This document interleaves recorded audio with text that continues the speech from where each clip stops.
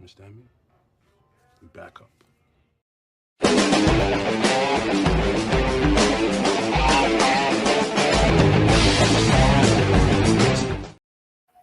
Welcome back. Got some audio feedback issues, had to reconnect, so I had to start a bit late. But happy Valentine's Day to everybody watching out there. I hope you guys are enjoying time with your loved ones and your partner. We talk about every goddamn day with Cody Rhodes.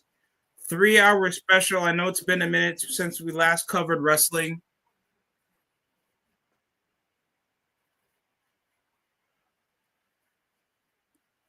Jey Uso. And of course,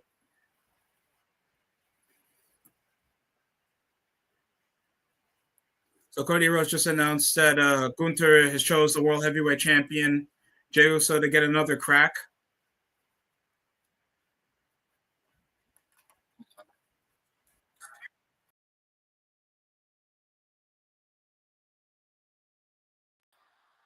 Can anybody hear? So I had to reconnect my microphone.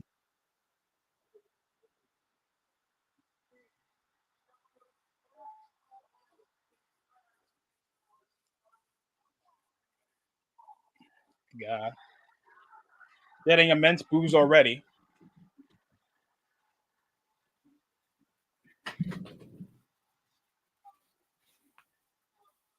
Anybody's welcome to join if you can.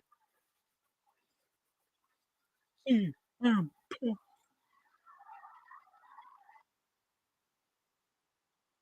guys think that WWE has started off the year pushing WrestleMania, the road to WrestleMania, pretty good so far? Or you still think it's a work in progress?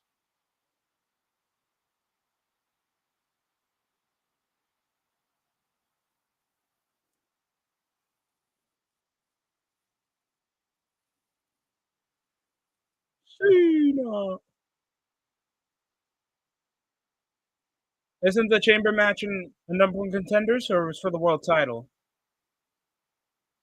Because the qualifications, I think, are still going down. I don't know if on both shows. Okay.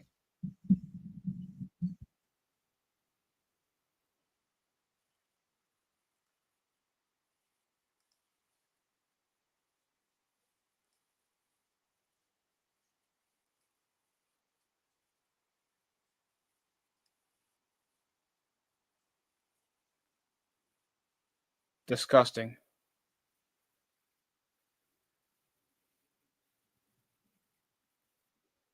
Oh, Drew McIntyre.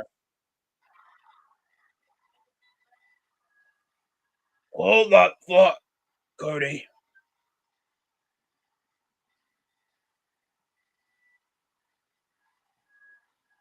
And Drew McIntyre just interrupted.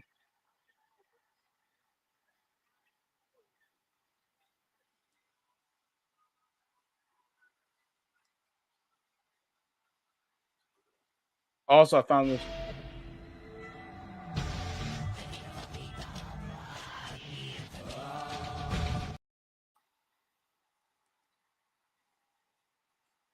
Yeah, I don't know how long the copyright be standing.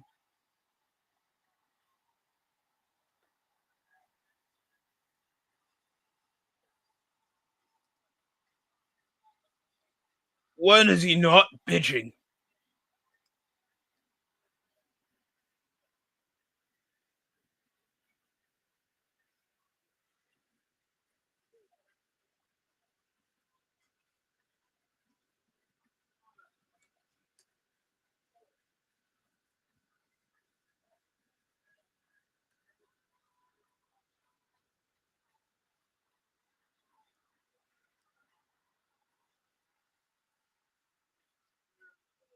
Crush, crush, kill, kill, destroy, destroy, destroy, destroy, crush, kill, destroy, destroy. Staring down at the world champion is Drew McIntyre. Like, how much is like a window for some of these guys? Hey, Yo, kid, it's been a minute. How you feeling? Happy Valentines if you believe in that, but it's a holiday, so I at least want to be polite. I'm trying to put something on the background.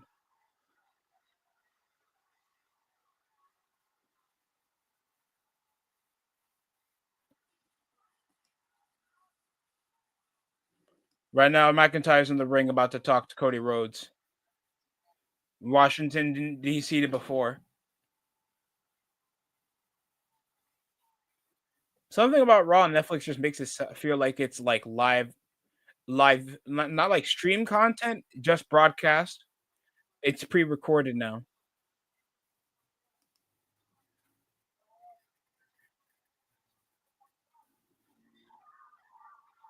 What do you want to talk about?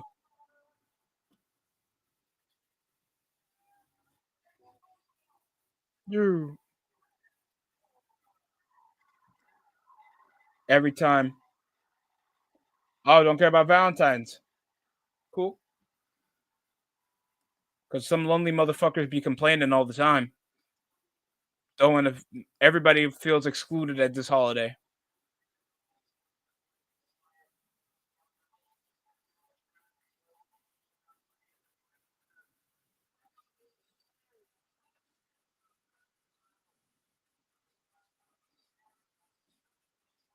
Oh, can I find like a graphic package of 2002 Smackdown? Hold on.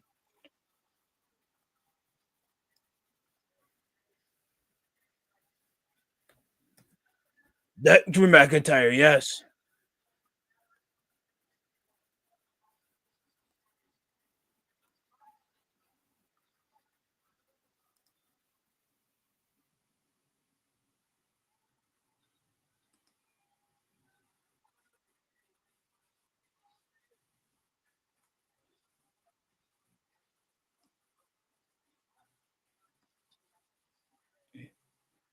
I'm Scottish.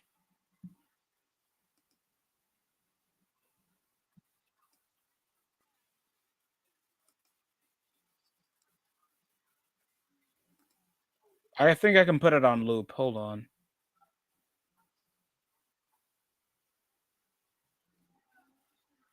I'll do it again. And we got another interruption. Jacob Fatu that he needs to break away from the bloodline or at least be the leader. Because I feel like he's just more over than Solo Sokoa. Just fucking mean faced jobber.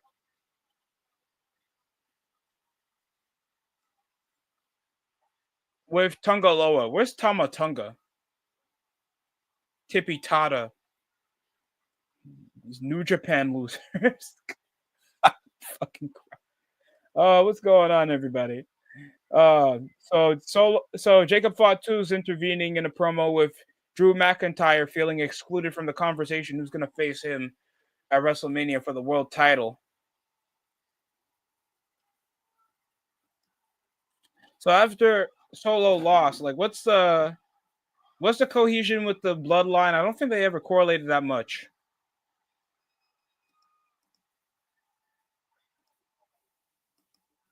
I got something to say. Oh,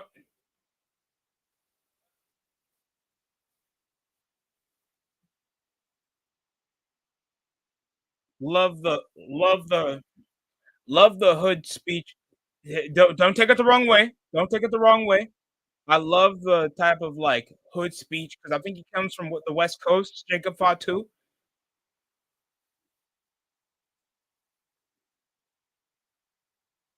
He has cool merchandise, and Samoan Werewolf just fits so well.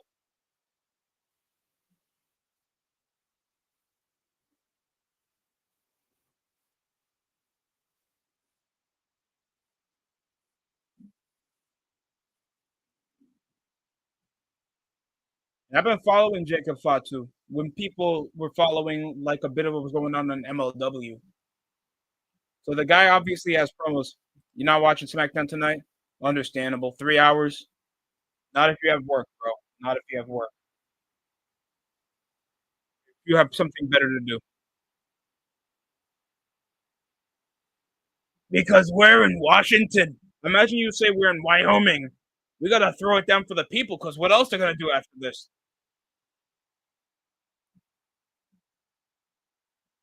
Fucking pussy. Oh my god. McIntyre just walks off scot-free because he got a shot on the chamber. What a heel.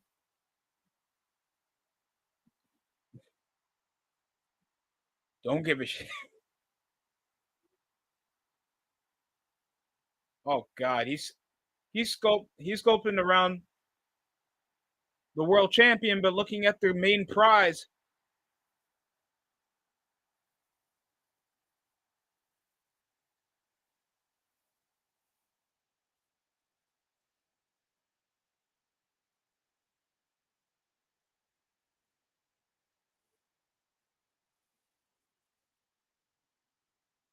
Cody Rhodes giving an opportunity, telling him the opportunity if Jacob Fatu could take, or he could wait for it. But oh, we're getting a backstage camera. Somebody's entering the building. That's Solo, looking like he came from a Power episode. Is that a fucking turtleneck on a white turtleneck, white overall suit with black gloves? I get tight. Watch.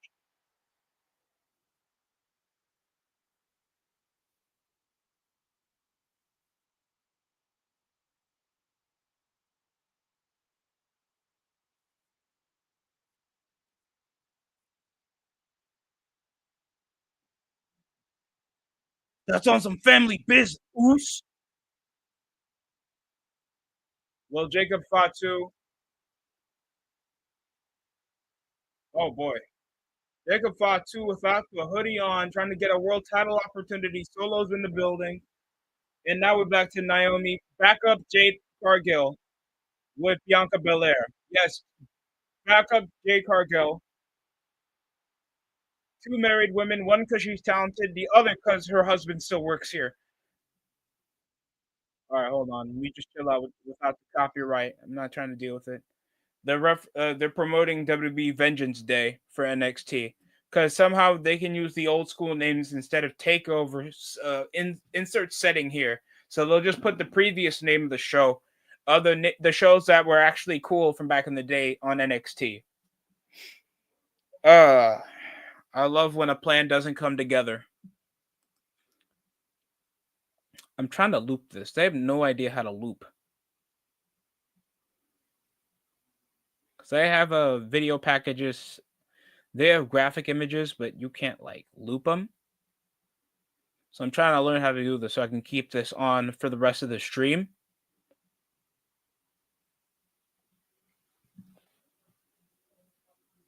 Sorry, I'm not tech savvy if you guys see the background.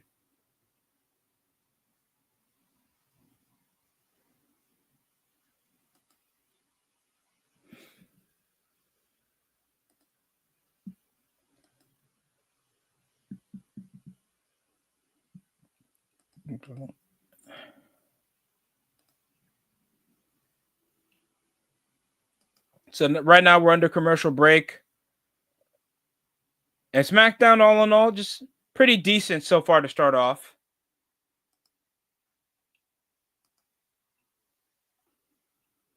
I would say like Cody still feels like a minor player with the world title, but at least like he's revolving and kicking off the show. Seems to always get the first word in and kind of revolve the show around the world title. What's going on with the chamber?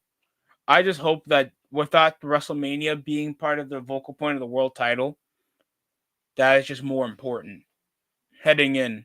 So Jacob Fatu is going to enter around backstage where Solo's coming in by a car. And we're probably going to get a first match involving Naomi and Bianca Belair. Or just back up for Jade Cargill, Naomi. No one gives a shit about Naomi. You should have stayed on TNA where you were actually getting booked for your actual individual talents. Lack thereof without being married to a Samoan. Just saying.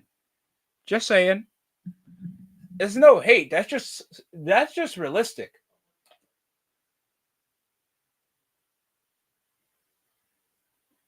Just saying, man. I'm not trying to hate on Naomi, but we got to be like realistic here. I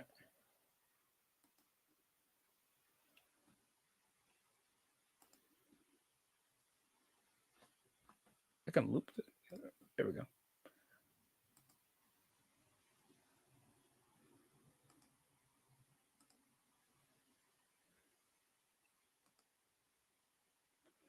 All right. Right now we're under commercial break. So if you guys didn't hear the news because you don't care, I understand. Ricky Starks finally got released from AEW over the expiration of his contract. He's been getting issues getting booked over by Tony Khan because he got bored of him, and was openly about was open about working for GCW, but that got cooked immediately after knowing that he worked over, I think, without his permission or something. So Ricky Starks got released. Rusev, or what you guys know him now as Miro, that was like TNT champion, he got released for the better. He left his wife. He left his wife recently, Lana, if you guys don't remember, and was TNT champion. He had a cool little Redeemer gimmick where he had like Conan the Barbarian type promos, and then they just barely use him. Just stopped using him over Collision when he was like the only vocal point of being a legit threat on the main roster. So I'm trying to split over the tabs so I can have two things at once running and I can see the chat just in case somebody wants to talk. So my apologies. And Naomi's here with Trish Stratus getting interviewed by Wade Barrett.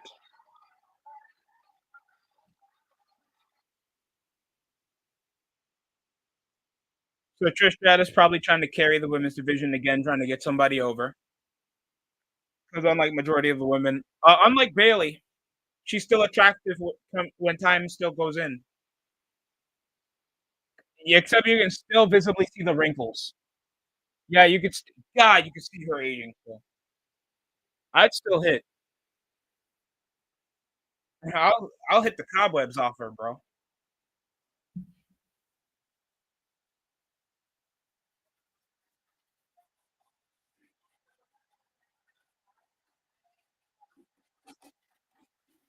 Yay! 25th anniversary,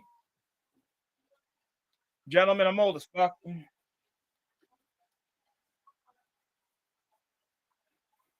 Canada.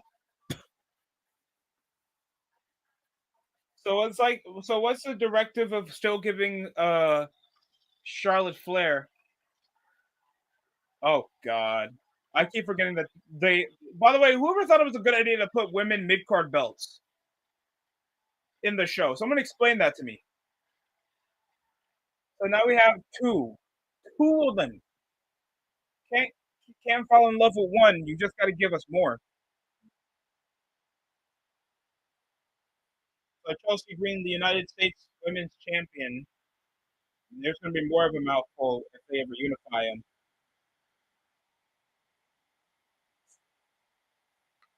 Wait, no entrance for Bianca Belair? No. Bro, we got 3 hours.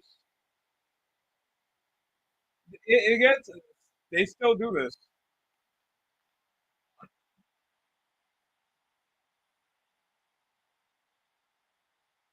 Well, Chelsea Green,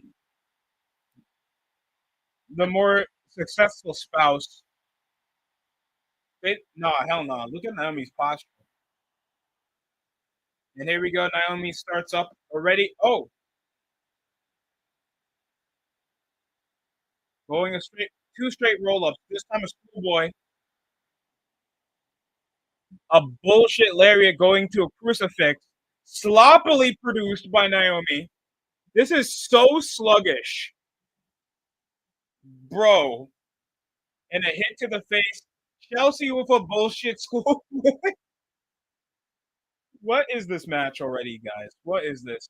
We got their 2K rating. Somehow Chelsea Green's an 85 overall. Naomi's deservingly. Oh, the BBL dropkick. A bullshit axe kick. What type of axe kick is this? Yo, Lana standing leg drop. The only legit move with a pin. Too. God, trash.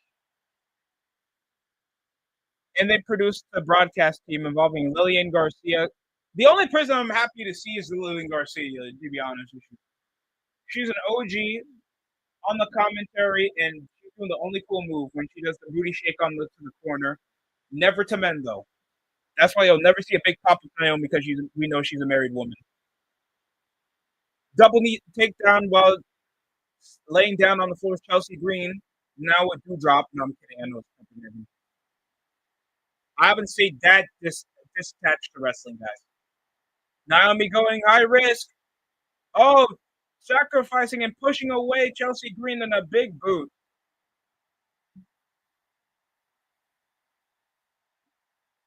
I don't want to go back to Toronto, guys. Some guy called me the N-word back in Canada. Yeah, that's some terrible racial history back in Canada. Oh, God. No, I don't want to see a Wayne brothers back. I don't want to see this obese bullshit, unfunny Saturday Night Live regular on the fucking TV again. Right now we're in picture, but I gotta keep it mute due to copyright for commercial breaks. I don't know if I can minimize the volume and then have an issue with it. I just remember last time when I was just having the stream on with me talking, they were hefty on the copyright, so I'm just keeping it for the live audio for just the legit content. Currently, if they put this whole match in picture, a sunset flip, bro, they are moving slower than Keith Lee when he has the exercise. God, this match is trash. Push off. Go straight for the knees. Chelsea Green. Oh, curb stomps her face over to the turnbuckle, moving Naomi's lifeless carcass. Not in that way. She's knocked out. Kick out of 2.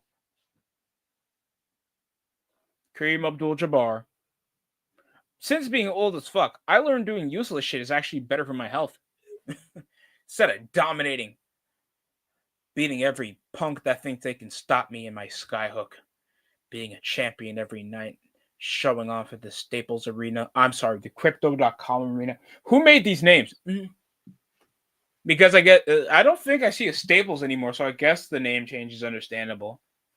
But why not just reference it to like an NBA legend or something in Los Angeles? I'm sure there's notable stuff in Los Angeles, California. Another roll-up pin off the legs too. Jesus Christ! I mean, I don't mind fast-paced roll-ups to catch the opponent off guard, but when you're doing that like several times off the spam and it's so sluggish, y'all obviously suck. Dewdrop currently talking, trying to distract the ref, getting heat thrusting her knee straight to the neck, down the jugular to choke her off the ropes on some kinky shit. And Chelsea Green currently with the dominance so far. Yeah, we're in picture, so I can still call the match during commercials. So we still got like, now football season's over. I wonder if we're gonna get more of a audience for the spring league as well. I don't think that's gonna happen. I doubt that. I mean, I feel like if you're not bored of football and you're still trying to get introduced and learn a lot, I would say transition to the UFL and see what quality players can come in. Hell, they'll probably get called up to the NFL. All right, seems like we're back after commercial break. Chelsea Green going for a probable superplex. Naomi, where the hell is Bianca Belair? Oh, she's still in the corner. Because I know they're a tag team. Naomi going high risk. Cross body from the top. Goddamn. Jimmy Uso's wife goes for a cross body high risk. Piper and Evan trying to wave off fatigue from the U.S. Women's Champion with a a blue ring mat with WWE on it. God damn, from all the things I need to see. What's wrong with a white canvas? I get a blue canvas with a WWE logo on it. Why? Because it's new era. It's new era. Bulldog,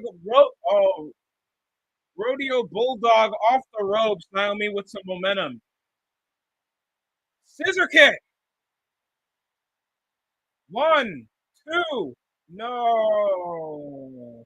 I thought that would be over. That's not her finish. Mamma mia! What a move. Well, Naomi nearly had it won. Trying to go for the axe kick. Oh, and that roundhouse right over stunning Chelsea Green. Oh, pulls up her cheeks for no reason. I guess so she don't sag. Wait, Starship Pain? Oh no. Split leg moonsault. Escapes as Chelsea Green. Found an opportunity. Shining Wizard. Oh. Radio silence and it's a kick out. Oh, radio, tell me everything you know. I like. So we came from Prime. Oh, Gory 2. Roll up again. Roll up again. Guys, this reminds me of WWE 2K14. But when you guys do chain pins. A boot straight to the face. Going for the Bulldog again, but hits her face first to the turnbuckle. Backstabber. Oh, tough finish. Tough finish. Tough finish, too. End this fucking match. End it, please. This match shouldn't be damn near 10 minutes. I know it's a 3-hour show, guys, but we can pace matches, dude. There should be at least like 4 or 5 minute matches, especially in the women's division when obviously nobody's paying attention. What the fuck is this? Prettier off the top. Takes up Inzaguri. X Factor. Naomi this time going for the split leg moonsault. Second tries. Oh, there it is. 1, 2, 3. God, this. Yeah, I'm. Kid, you don't know how much. Kid, I don't know how lucky you are, because I just thought, hell, it's been a minute. I know I've been harsh critiquing SmackDown, and then they come around pissing me off again. This show is cheeks. In just the first match. So now it's Naomi, Liv Morgan, Alexa Bliss that returned back at the Rumble with Bianca Belair that qualified already with Bayley, with one final participant before the Rumble, the Elimination Chamber that's supposed to be the start of March. So final week's probably going to be built up anyway. Vic Joseph, wasn't he on NXT? We're in the bottom of the barrel. I'd rather you bring back Mauro Ranallo. Oh, wow. Kevin Owens beat up Sami Zayn again. Tried to injure Sami Zayn again. Package Pop tried to end the career of Sami Zayn again. Oh, mamma mia. There is no love lost for former friends again. Bro, you don't know how much I don't give a shit about Sami Zayn having this relationship feud with Kevin Owens. It's not funny. Because they've been doing this for like what? Since 2010, bro. No, I think it's earlier than that. Since their time in Ring of Honor. So I think I'm on the right time period there. My nigga, no one cares, bro. Sorry, I don't like being pessimistic. Again, I hate doing that. But kids are not going to be like, oh my God, the blood feud between Sami Zayn and Kevin Owens is just, oh my God, man. Like, when I think it's on site, like Kevin Owens and Sami Zayn, you can't say that. No kid's going to relate. Like, you can't, like, if a wrestling fan, they'll be like, it's on site, like Triple H and Shawn Michaels. Sure, why not? because fans are just gonna tell you, well, this all goes back to like the most like you can go casual is they used to feud for the world title back on NXT, the NXT title back on NXT, and they've been petty against one another ever since. Fair. How this is considered main event esque of a rivalry for a blood feud makes zero fucking sense.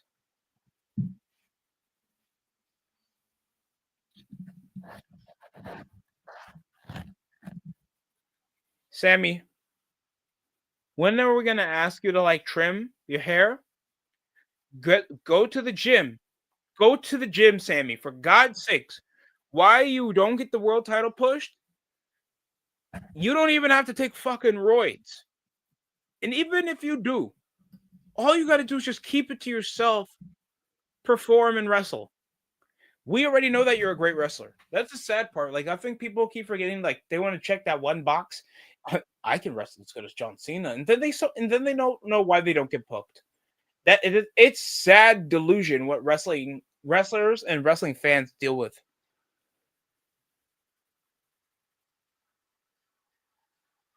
Also, I heard Carl Anderson and Luke Gallows got released. About time.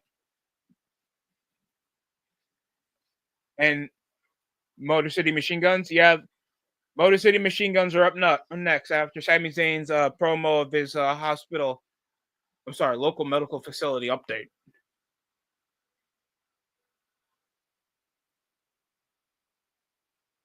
Let's go. So next is Motor City Machine Guns. After their outstanding match, kudos to their outstanding match they had against Ciampa and Gargano and Ciampa. Now they face off against Los Garza after challenging them backstage, contemplating their tag title loss. And it instigated. And don't get me wrong, guys. If you guys have never watched Motor City Machine Guns before, they are a tough watch. They're great wrestling. And when I mean tough watch, I don't mean hard to watch. Like great performers in ring. The only thing is, I don't know how much your longevity consists of because it's high octane cruiserweight action with their tag team, but they do like fast pace with a purpose. They don't just push over to the next spot. It goes into the next move. They transition and they actually hit you with something hard hitting. I've been watching them since TNA, so it's crazy to know like latter half of their careers. Finally, they get a shot at WWE, and that can be also the working relationship TNA got with the WWE recently. From the start of the year after stuff with AEW went sour to just promote their dynamite matches. Like AEW does not, they don't value other wrestling companies that don't coincide with giving them their talent, and they don't get other companies over, but they'll still promote them, but just with the AEW wrestlers. But the AEW wrestlers, whenever they go to different indies, because they're allowed to, they don't promote the AEW brand. You're publicly like you can't even poach different audiences if you're not making your wrestlers promote your brand. Like they can wear the company T-shirt and promote your brand, or just not have them work with fucking indies. Like that's such a dumb strategy that I hope AEW fixes because I've went over them failing the next 5 years, and even though they have a good TV deal, they have failed in relevance. They're poorly like talked about over their Death Rider storyline. They did a whole Continental Classic. None of their stars have elevated above the gimmick they had when they debuted, like MJF. Don't get me wrong, outstanding gimmick when I first watched him, and then he didn't elevate above that, and now he's just upper mid card at best. He can win the world title, but nobody would care. And Tony Khan's failing to even garner that much of adulation from the wrestlers they sign, and then he signs more. And then when they can't get over, he has to go rely on the veteran talent, and now you see them failing. It's agonizing to watch. So it's a shame. It's a real shame. I wish I wasn't being pessimistic to AEW because I'm sure there's a bunch of people that get signed there that can probably make a massive difference. And sadly, they can't. And then you're going to hear later that they'll probably fall out of business around before the turn of the new decade. And if that happens, what's going to happen to the guys working?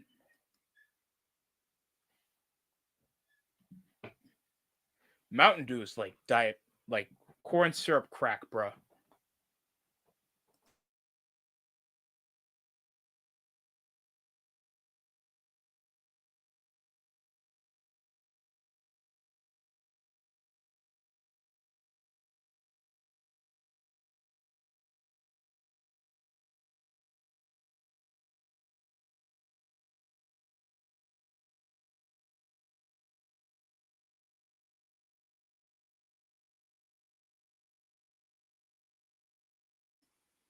Now we're back on DC.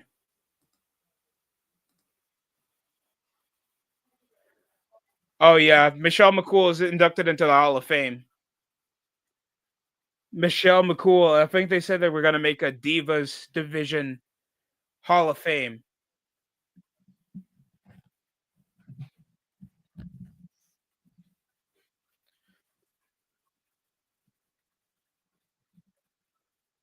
Michelle McCool is now a Hall of Famer.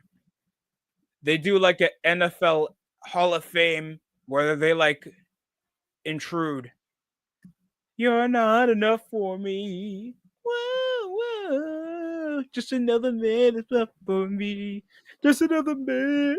Hey. Like the most I can remember from Michelle McCool, except like I think the most I can remember from Michelle McCool is like her tag team with like Layla and like breaking the women's belt in half and like fat shaming Mickey James. Legends, future greats. So is this like the new Tough Enough?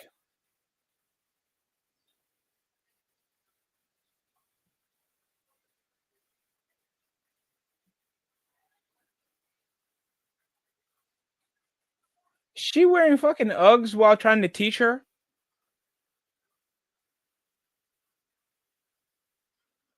So legends and future greats. Oh, I'm sorry, LFG. So this is like rip off Tough Enough or something else? Because they're still teaching you how to work. And here's Garza. He looks like Justin Gabriel. Does he have a fake scar? Yes, he has a fake scar. Latino Davey Richards over here with Justin Gabriel gear. Humberto, I really hope you don't get released. I really don't. But you look like you want to lose. It sucks too because outstanding high flyer when I first saw him.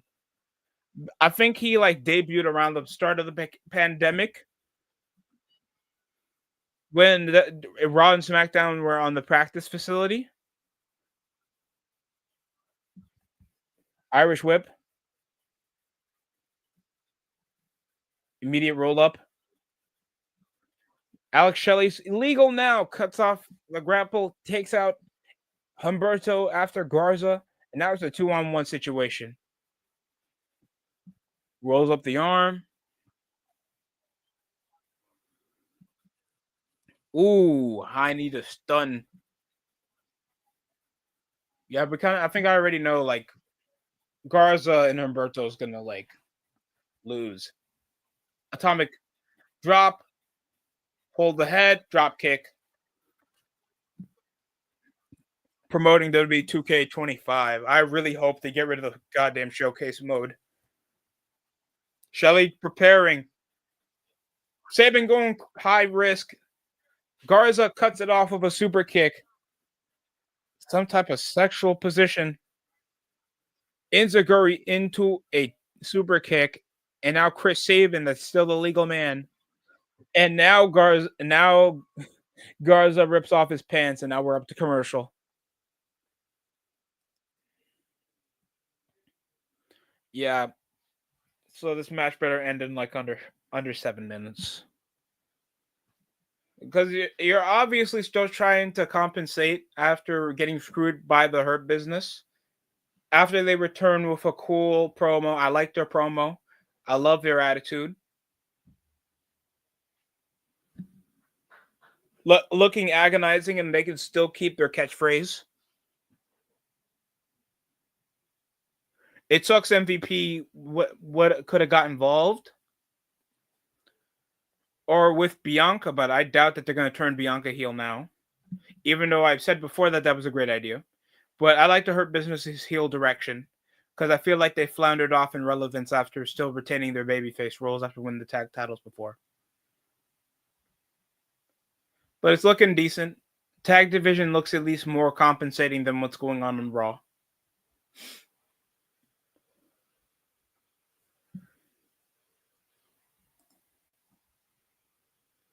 Excuse me for a second, guys.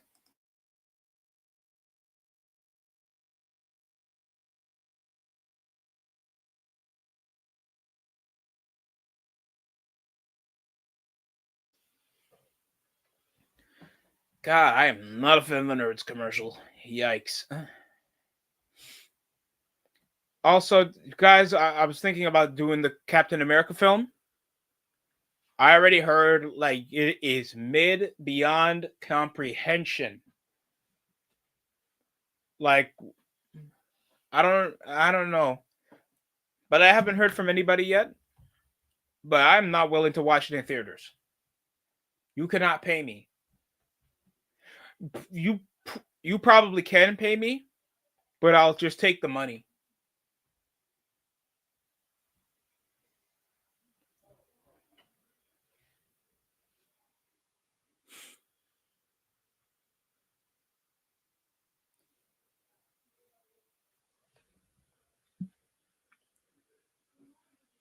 I don't know. Like without trying to make this racially motivated, that of course if you're trying to give an opinion that you're not a fan, I'm sure fans of Marvel just not a fan of placeholder characters. Like even though Miles Morales is a fan favorite Spider-Man outside of Peter Parker, people who just don't considerably rate him as a notable character, possibly because it just feels like this feels like making a continuation of a character just because it's Spider-Man, and that's it. Even though Miles has its own story to tell, and simultaneously trying to pull the spin into just being still pushing the narrative, it just feels like he's just a placeholder. And now we're back with Motor City Machine Guns.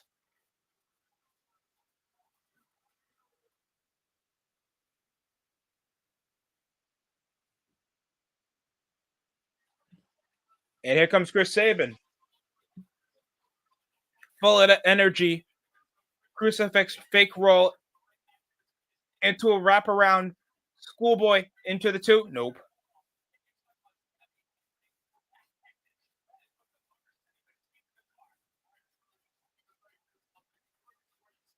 And here comes Sabin. Back elbow to keep Garza in place. No, Humberto. Barrages of knee to the midsection. Ooh, STO off the drop kick. 1, 2. No. Stopped by Garza.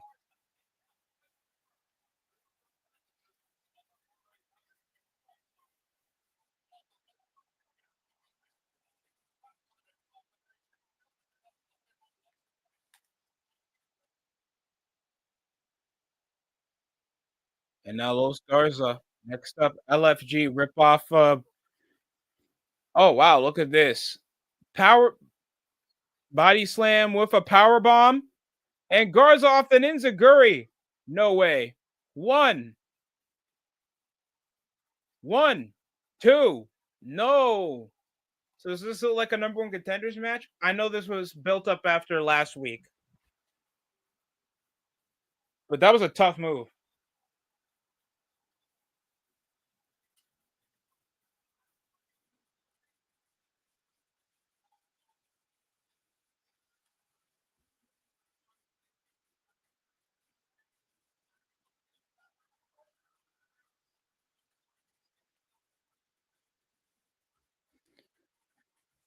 Going high risk now after the kick out.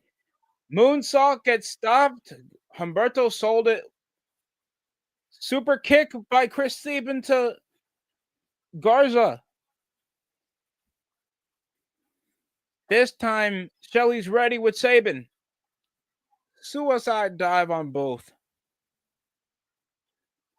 Tomorrow's Vengeance Day for NXT. I won't be streaming that. Thank God.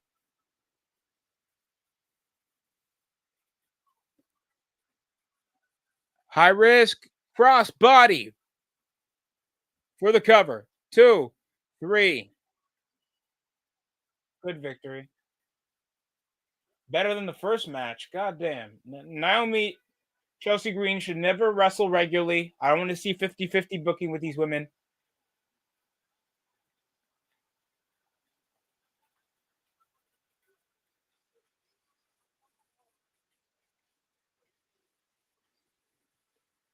Oh, Damian Priest getting his own package. He did have his own video package last week.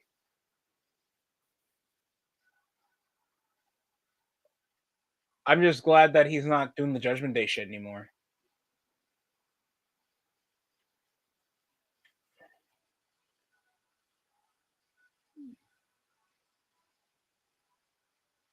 To the other side. That's what it sounds like. That's what his song sounds like. I don't know your ass.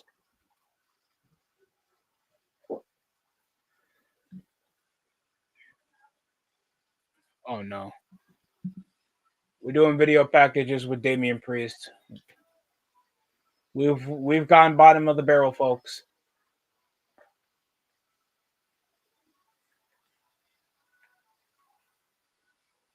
Yeah. I forgot the finisher. No, it's like a rip-off. I thought his finish was the Falcon Arrow, but I think I remember it's like a rip-off Crossroads.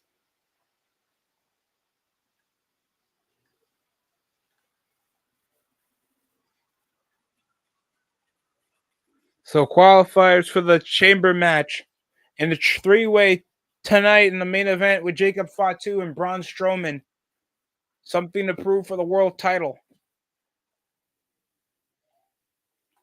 And of course, it's going to be a 4-match show because, of course, we got 2 women's matches. We'll probably get Sami Zayn and Kevin Owens. What else? Gunther's probably going to put the world title on the line. I don't know.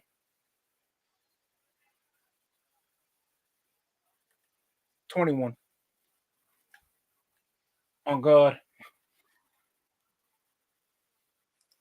Because, of course, we need Trap to, modernize with the youth when we used to have our own demographic.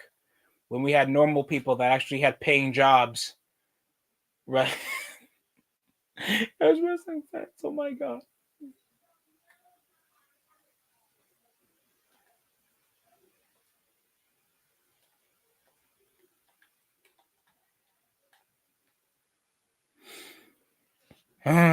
God, the show's been somewhat dull. I can understand if you're a bit younger and it's still a decent enough show. I just don't know how you can watch this regularly. On God.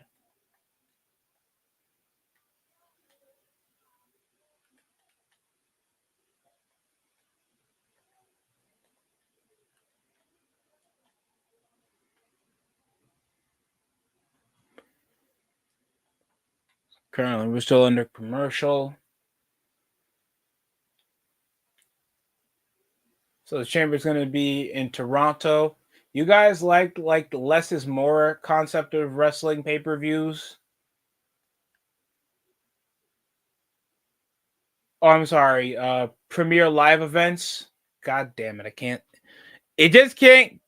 Doesn't come out the tongue, Paulus. It just doesn't sound right. Pay per view just sounds a bit more must see, not premiere live event on a streaming service. That like that just considerably just makes your show less box office or less top dollar content for your wrestling show. You know how sad that gotta sound? I remember when you had to pay like $40 a month to watch wrestling pay-per-views on cable on your in your local cable provider in your cable provider will suffice. Or like WWE Network.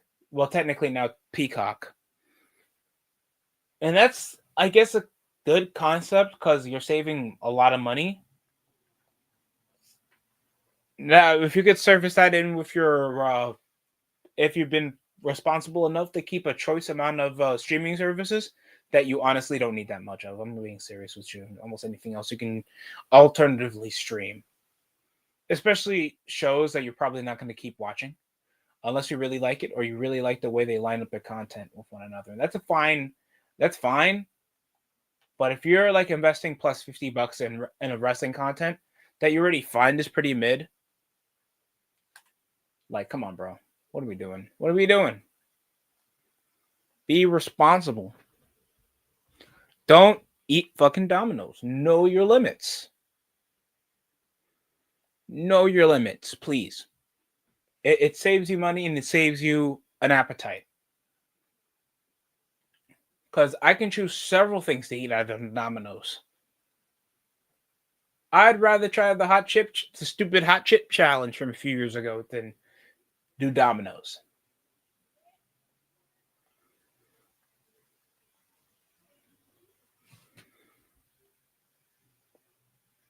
I'm probably more concerned about what's going to be the stage.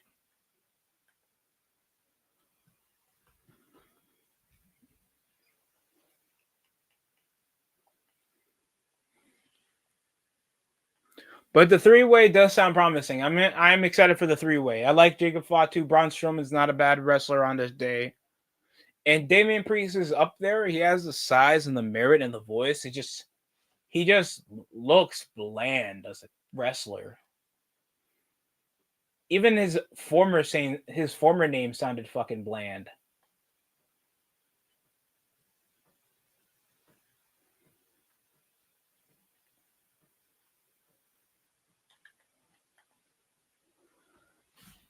So now we 64 days away from WrestleMania with no Roman numerals. It just was 41 because of the card gimmick. Okay.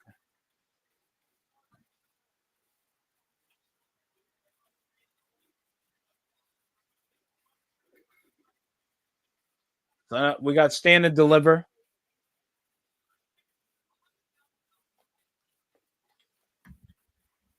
Oh. And it's done. And Jacob Fatu still looking for Solo Sokoa. Solo! I love you, Solo! Solo waiting patiently in the locker room.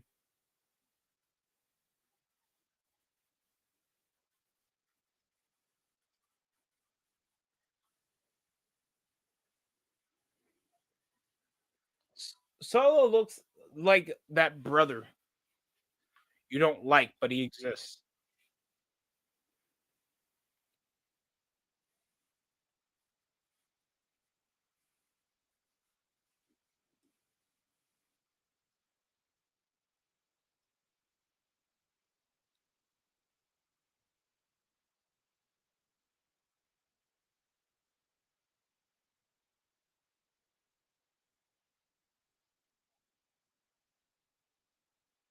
Okay.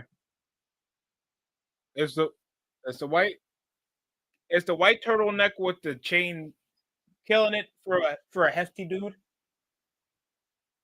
He's better off wearing all black.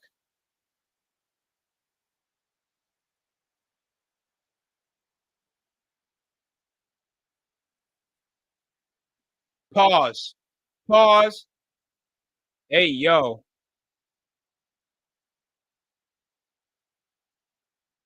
The way he said that too, grabbing a man's arm on Valentine's Day. Hey, hey, I love you. Nigga, what? No, just saying. Nothing wrong with men love, by the way, folks. All love here on Valentine's Day. Oh, Shinsuke Nakamura? Yeah, Shinsuke Nakamura. Yeah, he's still the Intercontinental Champion. I bet they're doing this because that Assassin's Creed game that's coming out too.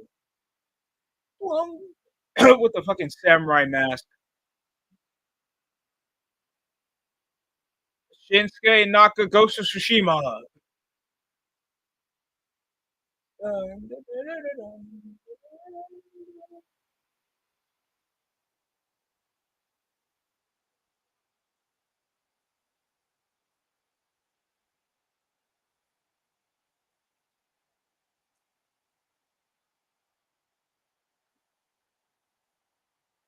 No, he's the United States champion. I forgot who's the Intercontinental champion.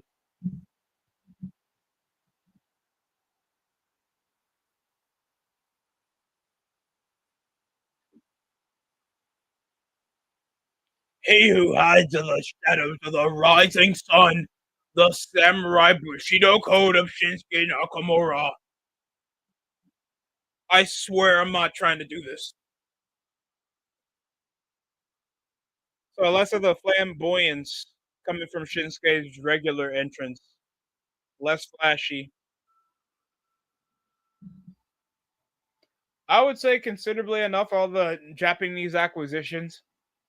Nakamura at least gives a presence that he's trying to be taken seriously.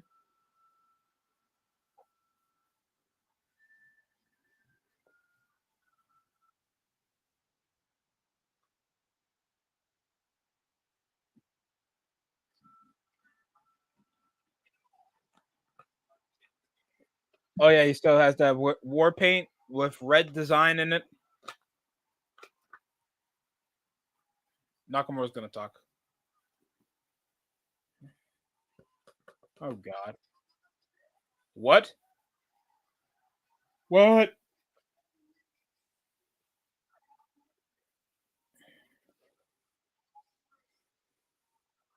I have waited. What the fuck? I have waited for a worthy opponent.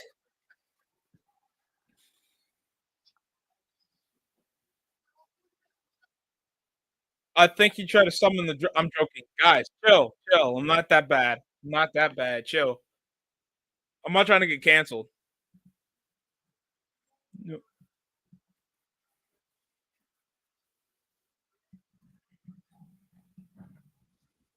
Is LA Knight gonna show up?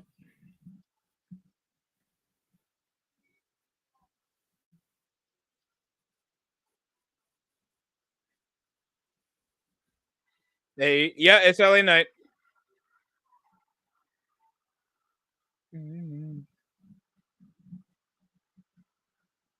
I don't think I want to hear. I don't know what the fuck a Corforca is. LA Knight interrupts Shinsuke Nakamura. See ya.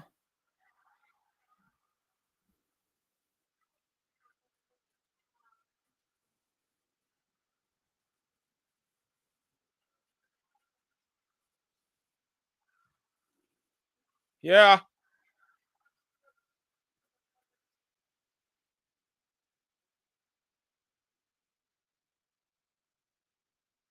What? Yeah.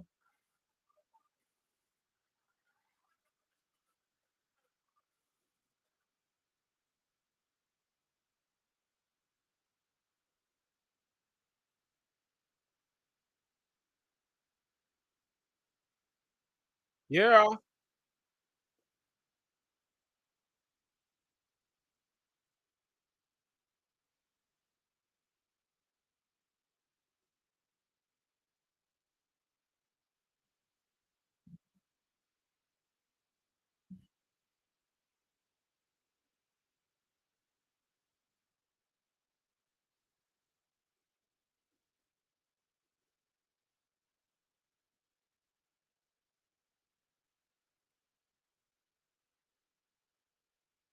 Yeah.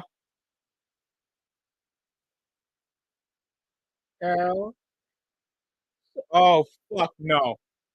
And now the Miz is here.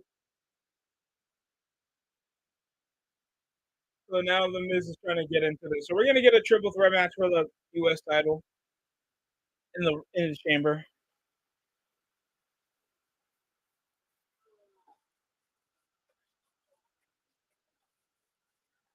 Yeah.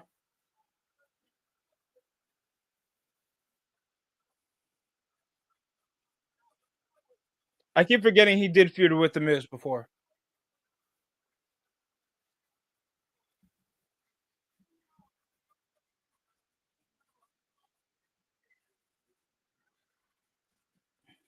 When my mouth goes up, your mouth goes shut. Substitute teacher Hedda. Respectfully. Respectfully. You guys are Wizards fans. End it.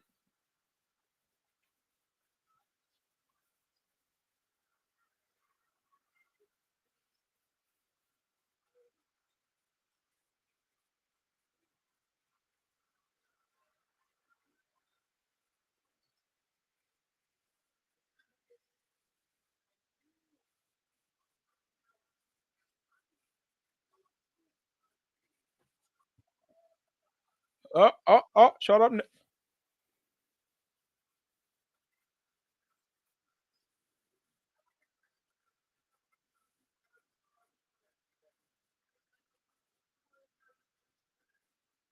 What? God.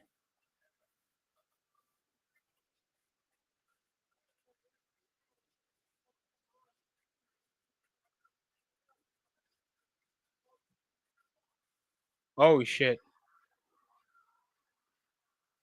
He kind of does look like he's part of the Naruto.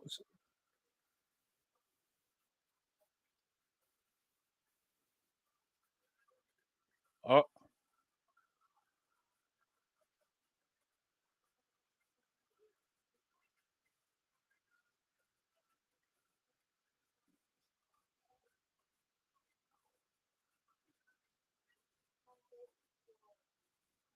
damn. Isn't the Miz like 40 now? He's like 40 something. He's been in the business for mad long. Just to know that, like, he's 21 years in the WWE. Yeah, 21 years in the WWE, guys. Like JBL was world champion when he debuted.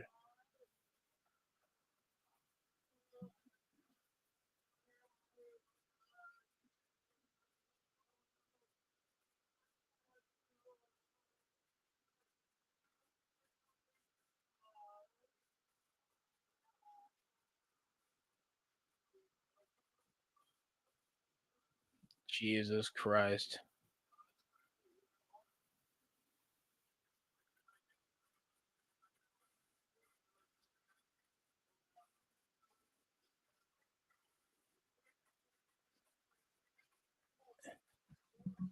Is it true that LA Knight actually has heat with the locker room?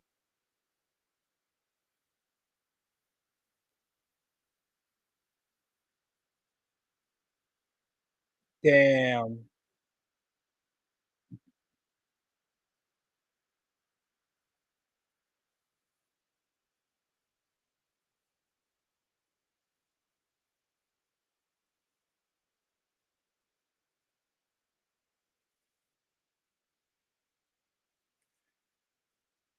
He'll shockingly be a Hall of Famer, yes.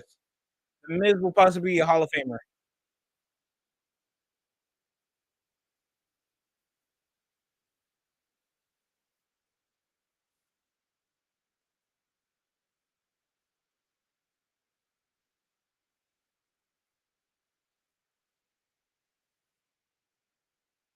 And Nakamura outside the ring. Why isn't he in the ring?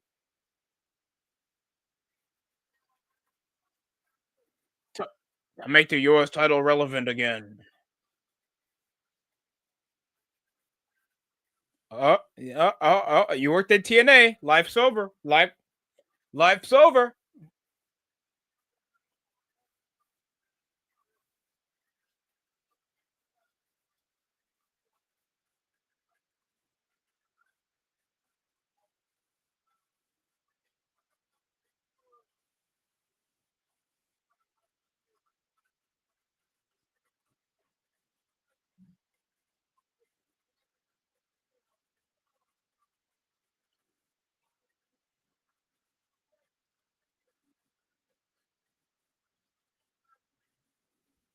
Open challenge gimmicks.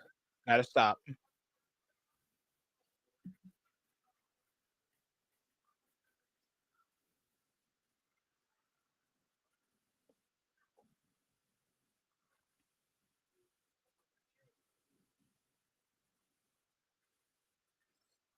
Damn. Just said it blatantly.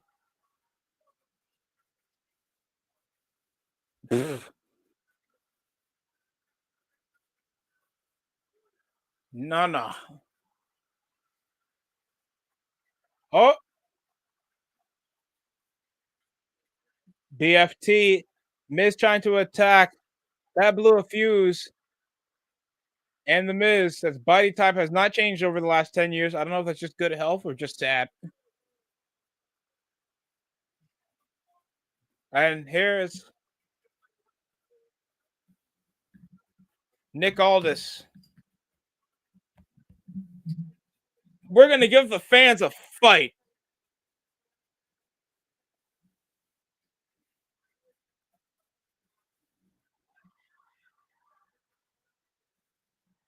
Yeah. Night.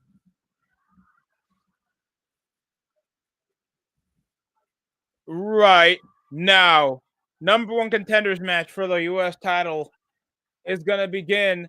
And LA Knight's already mocking the Miz putting on his Naruto headband.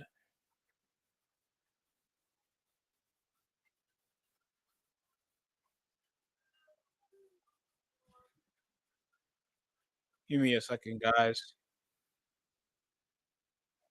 Hold on.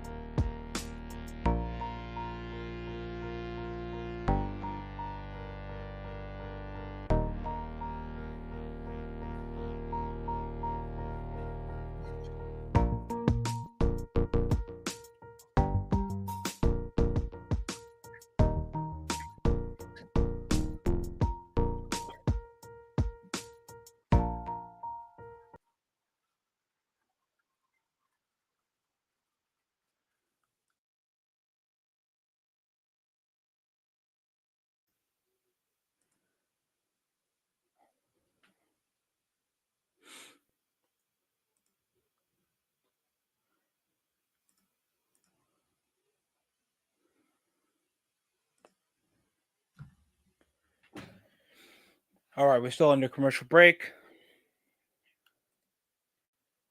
Right now, they're doing photos involving the Rising Star All-Star Challenge. All right, they're doing the Rising Star thing where they're doing like a 4-team-esque tournament. You guys like the All-Star concept? At least they're trying to make different concepts. Hopefully, the teams like actually show entertainment. Well enough try.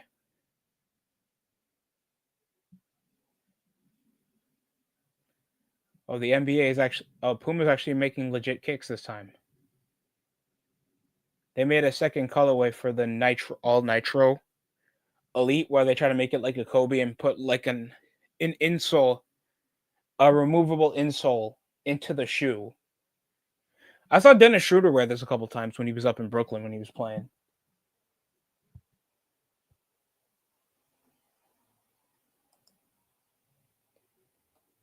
But it's nice. I'm liking some of the rookies. Stephen Castle looks good so far. It's sadly Jared. one of the young rookies got injured from the Sixers. Ted McCade got injured. I think he came from Duke. You had Dalton. Dalton Connect looked like a starter. He was supposed to get traded to Charlotte for what? Mark Williams, so they can finally get somebody to start at the five. Lakers are already playing so well, and he failed his physical, so the the trade was canceled.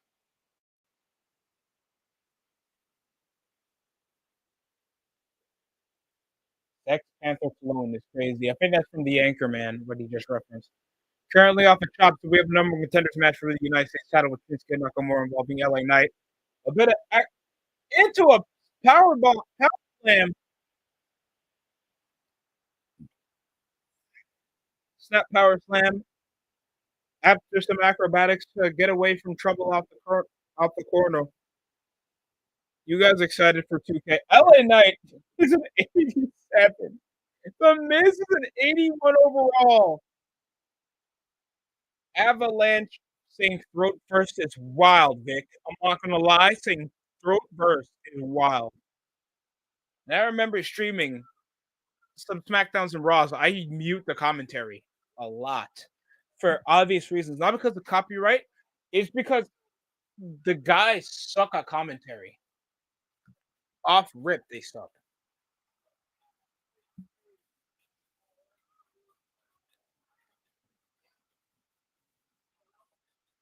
Oh no, I'm sure. They'll sell out of tarps. No, currently the Miz with some momentum. Off rope big boot while sitting down. Vintage match. Going for the cover. 1, 2. No. Far Cry, New Dawn. Currently hammering on LA Knight. We're halfway into the show. 3-hour show. So sadly, 10 p.m. won't close it off. We still have like an hour extra of action.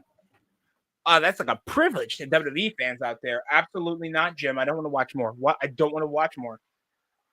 Hunter, doesn't it surprise you? Your show ain't good enough for 3 hours. Backbreaker, neck breaker, combination by the Miz. 1, 2. No.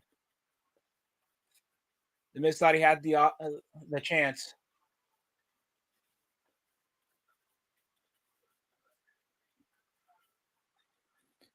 Vic Joseph reminds Wade Barron his rivalry with the Miz for the Intercontinental title. That was like possibly 2014. No, 2013. That was possibly when the Miz was babyface. If y'all remember that, you're as old as I am. Over the shoulder toss up. Oh, leg first. LA Knight going high risk. Baseball slide off the first rope, hitting the Miz onto the commentary table.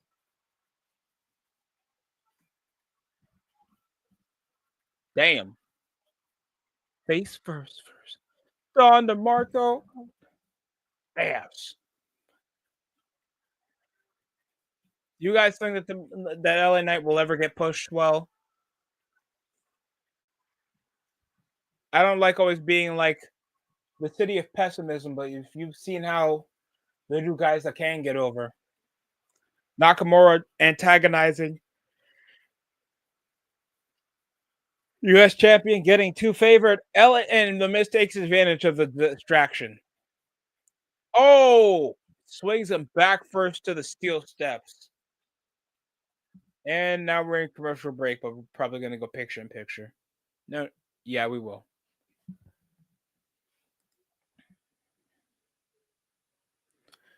Oh, and Chelsea gets destroyed again.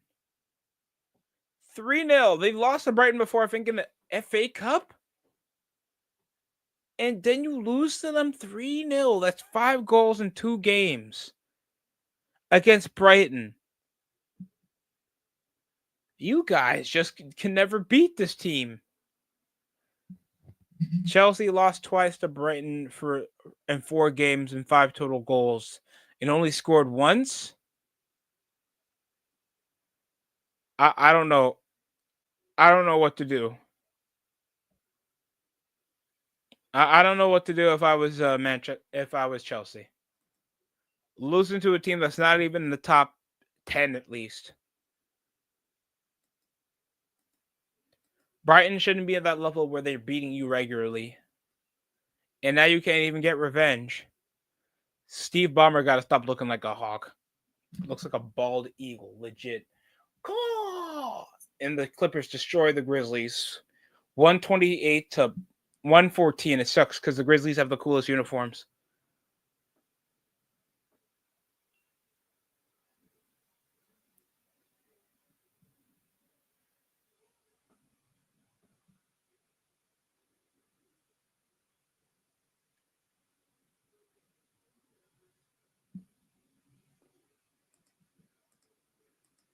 John Morant's criminal sneaker.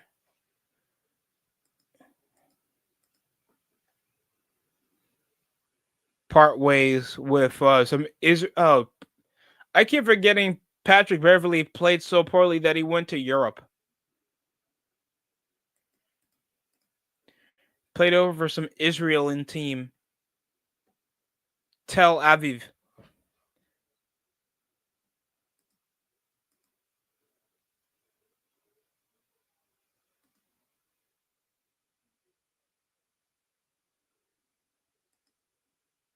Now we're still back over in picture. Taking it back into the ring after tossing LA Knight to the steel steps. Irish whip to the corner. Reverse the Miz. No flying clothesline.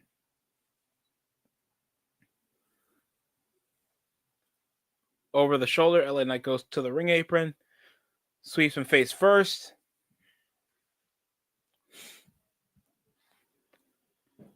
And Miz takes some popcorn.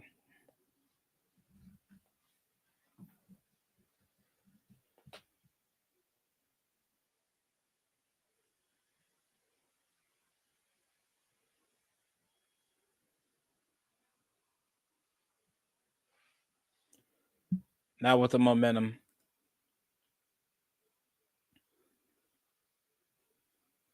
Jalen Hurts with his brother Chris. It's all about Jalen Hurts because he got a black queen forever. Snow bunny never. Why do Philly people pronounce our name like this? The way Dr. Umar says Jalen Hurts.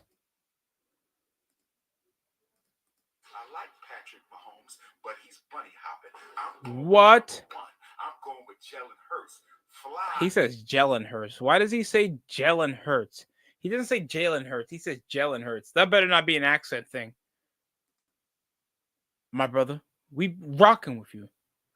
Nakamura still looking menacingly into this number one contenders match between LA Knight and The Miz. Tosses him into the turnbuckle after reversing the suplex. Goes high risk, makes him lose balance. Flying clothesline with The Miz taking advantage. Into an STO. It's actually pretty tough. 1, 2, no.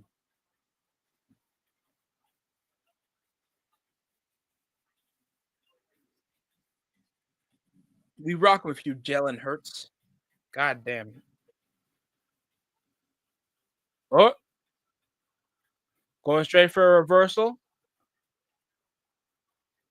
Fireman's carried by LA Knight. Miz a bit less damage. For a reversal. 2. No. Changes it to a pin of his own for The Miz. Goes face first over to the turnbuckle into a schoolboy. Miz gets out of it. DDT. Miz style for the cover. 2. No.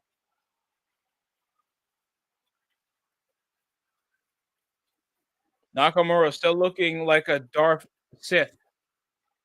Fucking Christ.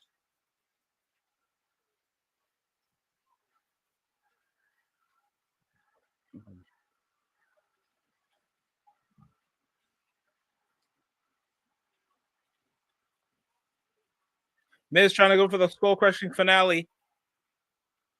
After his combination off the flying clothesline, LA Knight pushing him towards the corner with back elbows. Boots him out to get separation. Tosses him out. Oh, be it. BMT out of nowhere. Out of nowhere. LA Knight. Yeah. Makes the point with the elbow drop, and it's good. Decent match. LA Knight gets a shot for the United States Championship with Nakamura looking unimpressed. Yeah. LA Knight looking straight back at his prized possession, the United States title.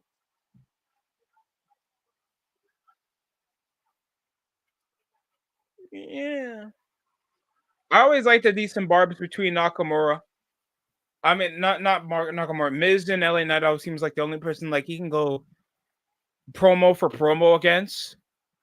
And Nakamura lifting up his title. Nakamura, while LA Knight still looks prepared for the next challenge, still keeping on guard.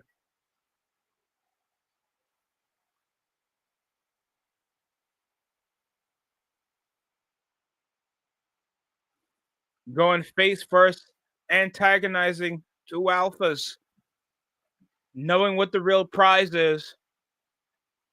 And Nakamura walks off, giving his point across that this is for real. For the United States Championship, LA Knight gets his title shot, while Candice LeRae leeching over to still keep her job.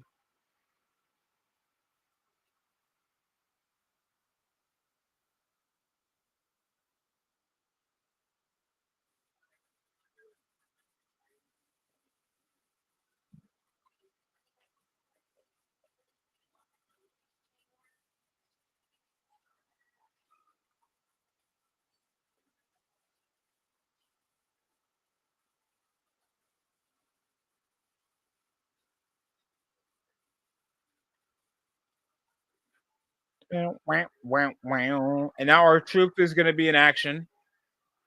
Our troop is legit in action. At least he's not wearing the John Cena shirt anymore. What's up? Say what's up? What's up? I'm 50. I'm 50. I'm 50. Look better than most of the guys on AW. Kudos to our troop. He still looks the goddamn same. That's the melanin benefit, and of course, him probably having a healthy lifestyle.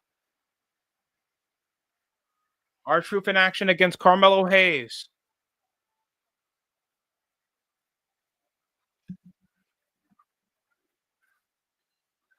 But I don't mind the formatting with the show. I feel like they transitioned to promos and vignettes a bit more seamlessly.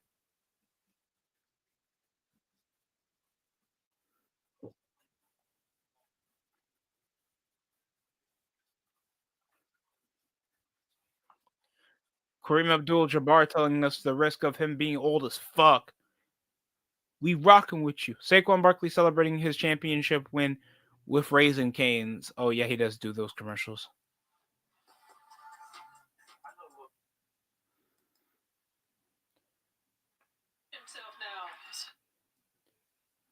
All right. Oh yeah, they still do the NBA celebrity. They still do the celebrity thing. Well, if you see content creators, do they still account those as celebrity all-star games?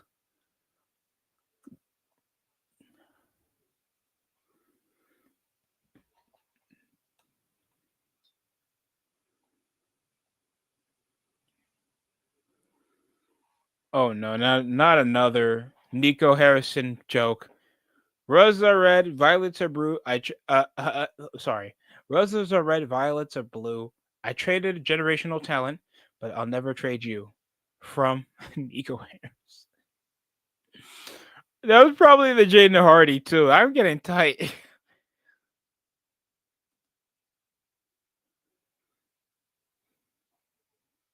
Right, Kai Cenat did not get the ball in his hands that much.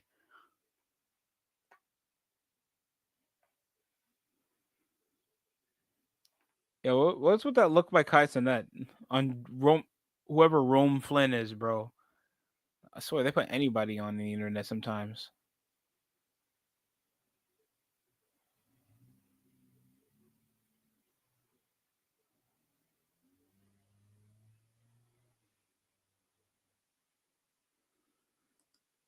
I hope this Carmelo Hayes match is not that long. On God.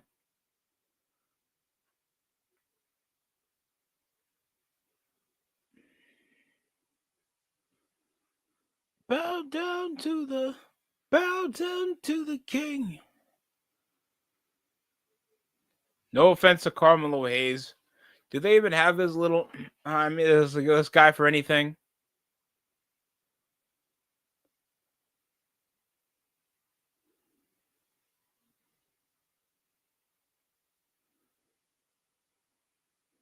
Like, if he doesn't get over, Paul George dropped 2 points against Brooklyn is insane. Like, everybody, I think more people are excited for Trick Williams if he ever comes to the main roster. Guy's actually a good size to be booked. While like Carmelo Hayes just seems like an upper mid card okay dude. Teenage Mutant Ninja Turtle. Wow, wow, wow. Niggas turn it on. 1, 2, 3, 4 turtles. There's no one better turtles. I heard for those LaMelo Ball sneakers, if you get all 4 of the colors for the Ninja Turtles shoes, you get a Shredder pair for free. That's actually a pretty cool gimmick. It's a shell of a time. Bum, bum, bum, bum.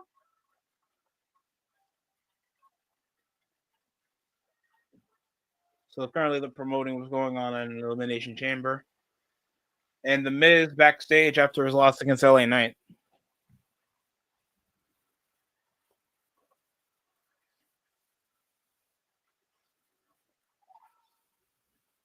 Andrade. I swear it looks too spit similar to Garza. Man, didn't you lose your wife? Get over here, Andrade.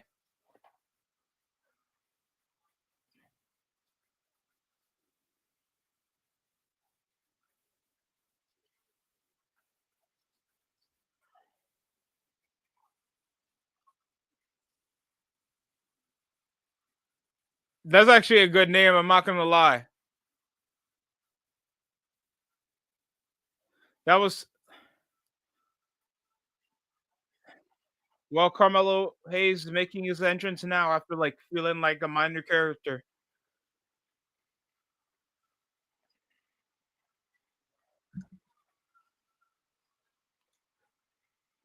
What? Yeah. God, that is such a nigga entrance. It's not even funny. Punch the air off his entrance with the shades. I have oh God. Get Saquon Barkley out of here.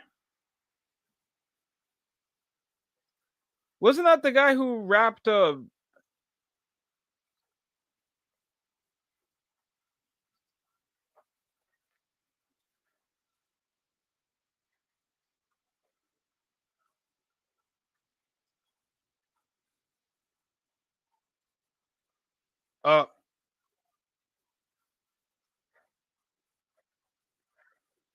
I'm him.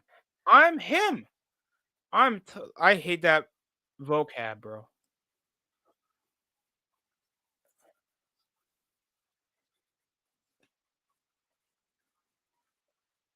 A misunderstanding because our truth is stupid got him into a match because he was mocking Carmelo. So now our truth is facing Carmelo because of a massive misunderstanding, and immediately jumping our truth. Where's little Jimmy when you need him? Where's little Jimmy? I think. What didn't our truth make a rap song?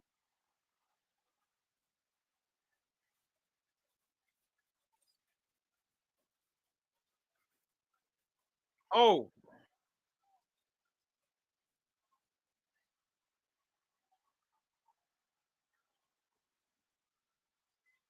free throw, mini ass MVP, off the ropes reversal into the shoulder tackle. He still looks at John Cena shit off the lariat. Charlie Hero, he is 10 years older than John Cena.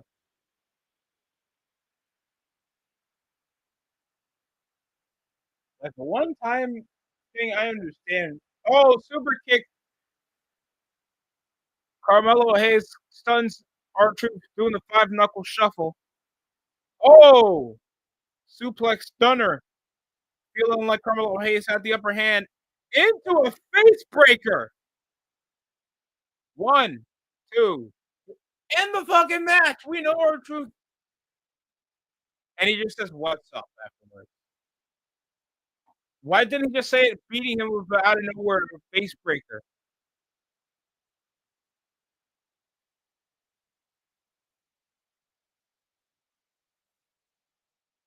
Oh, going high risk. R-Truth avoids it. Goes for the split to avoid the move. Goes for a schoolboy immediately to catch Carmelo Hayes off guard. Cena. Oh, I just called R-Truth Cena. I'm about to lose it. Reverse elbow.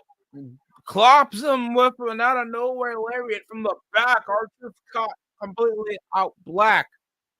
Not in a racial way. I mean, he's blacked out, folks. Chill. Chill. Chill. Where's the cease and desist coming from? Carmelo Hayes and a leg drop from the top. Like a hawk aiming for his prey, and it's good. 3 count for the victory. At least this was a short match. At least Carmelo Hayes picks up a dub. Off a misunderstanding.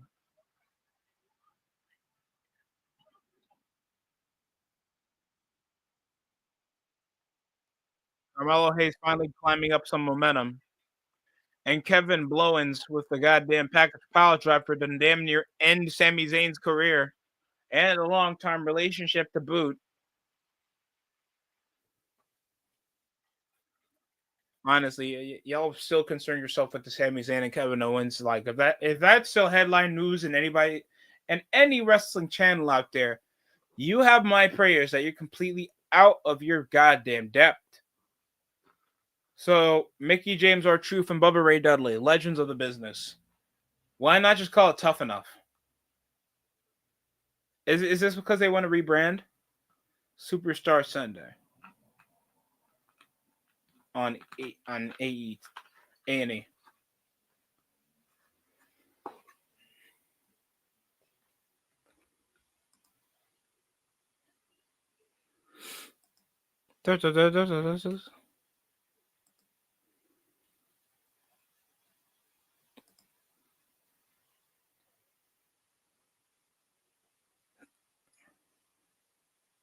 Can somebody tell me scientifically why Luka looks bad in a Lakers jersey? The yellow can't contrast with the skin.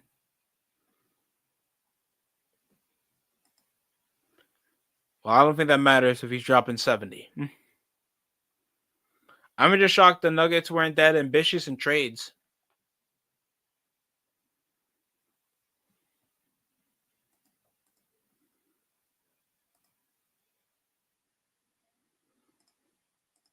I love being a turtle, Ninja Turtle.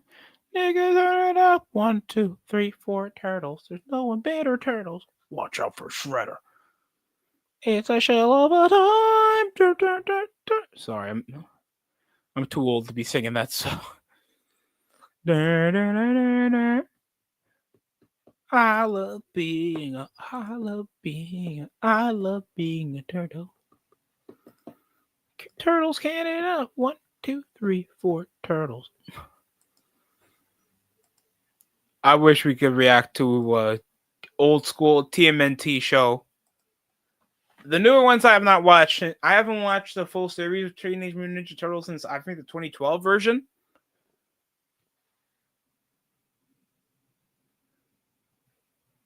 That I'm anticipating. That was very fun to watch. Except the part when Donatello had like a crush on April O'Neil. That I'm sure for perspective outside of that is disgusting. That's incredibly disgusting. Don't show me this again, or I will shoot you in the face. because I don't want to see a goddamn turtle, a mutant turtle, falling in love with a teenage girl. Whoever thought that was, oh, just Donatello, he gotta find love. He's a nerd. Wouldn't it be cute if you fall in love with April? No.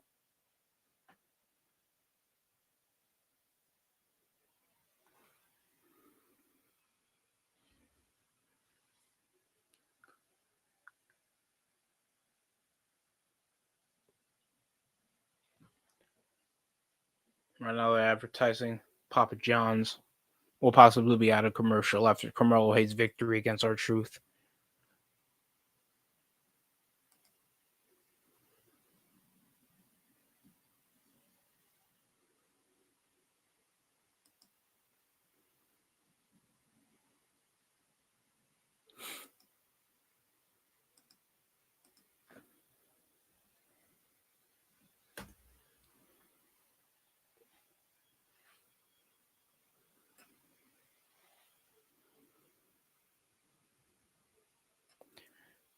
That's a winning streak. That's called a winning streak. It has happened before. McIntyre pulls up looking like looking like he's part of the Warriors with a stupid leather jacket, shirtless with jeans, with no bike. Looking like Paul Burchill.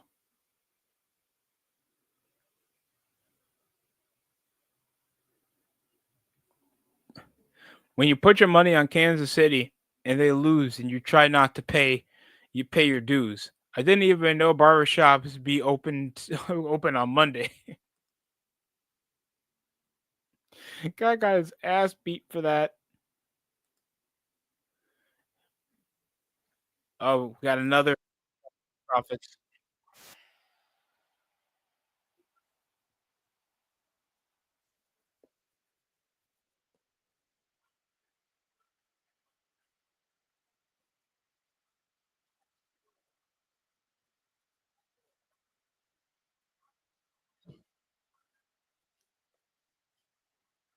Want the smoke.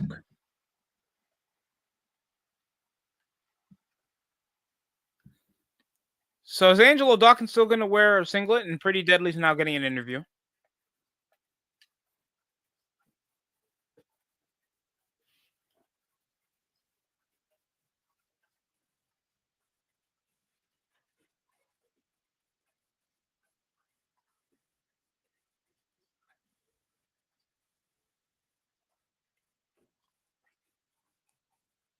Mike, we are so exquisite, Mike. Mike.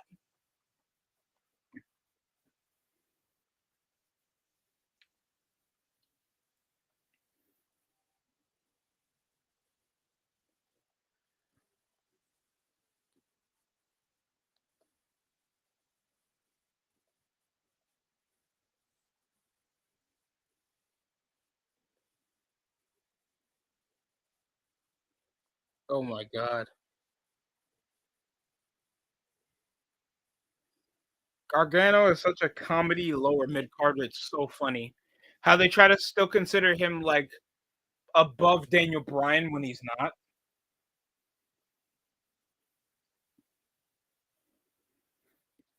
Ciampa, you were like 5-0. These guys at least look a shy 6'1", 6 foot. They'll kick you in the head without even lifting their knees.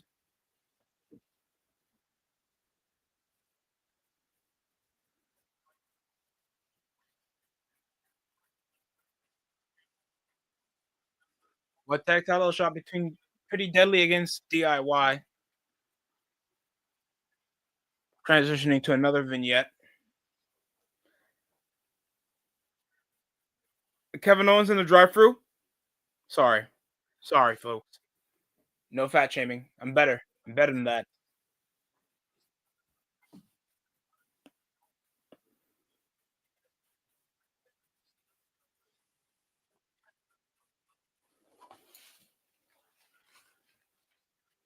How come I feel like this was in short notice? Unless Kevin Owens is visiting Sami Zayn in the hospital and beating him up some more, that I would actually approve because at least that's giving him heat. It makes it way more personal.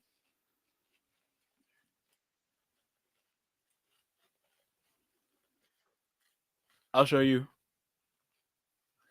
I'll take a number 9. Sorry. I take a number 9 with cheese.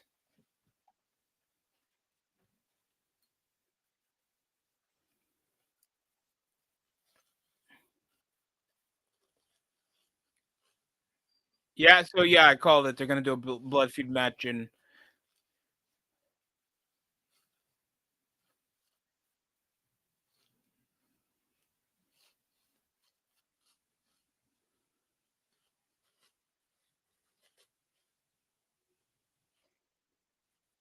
motherfucker had to do it in his car. Why? What's the point? Why not just do this at home or in a place you can sit? How inconvenient. Like, yeah, but you gotta do a promo of you here responding to his message. And here's Charlotte Flair with her 15th Botox surgery of her career, returning back from her surgery. Tiffany Stratton will defend her women's title against Nia Jax in a rematch tonight. Next up. I forgot. Meg Thee Stallion made the SmackDown theme song, and if she did, why? Just why? God, why? Just why? Oh wow, why? It's like obviously the predominant male audience would like a bop. Like, come on, don't play dumb. Who the fuck is like, yo, let's bop? There's female artists that, of course, a man can rock to. No one's discriminating there. But why the fuck does it have to be something that doesn't give you like, oh, I can't. Oh, this show is gonna be tough. There's gonna be a great show with a lot of action. No, let me just show you that this is hip. This is dated. Let me just show you that this is for the internet because I have a female pop star that's known for being a, a, a big booty tall woman.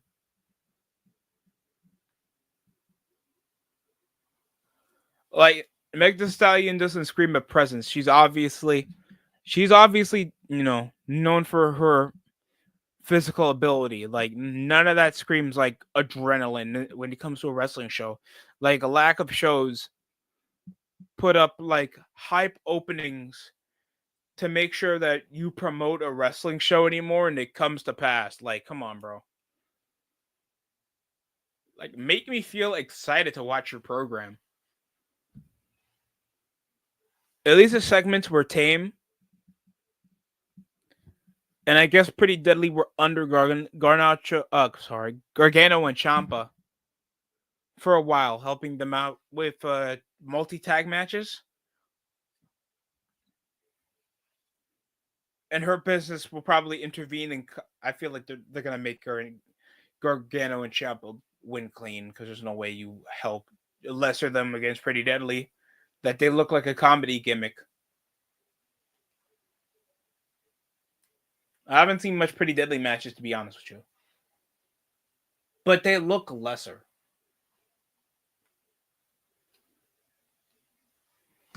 Like a match for them, for especially a title match, shouldn't be that long. Especially when you got like Motor City Machine Guns and of course the Street Profits.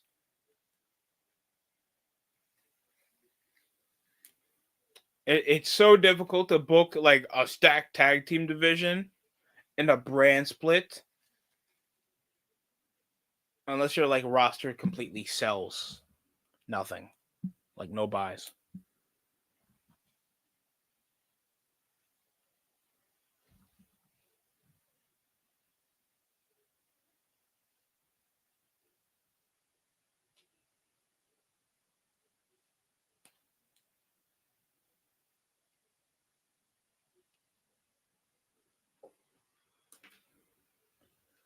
Got under an hour left. We got a women's title match, and we got the three-way to see who will be the last participant in the chamber match.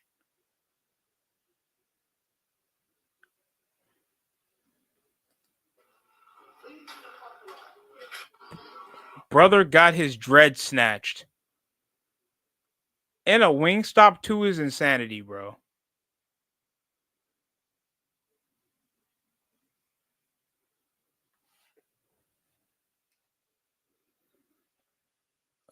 Brokies. It's crazy. Such brokies.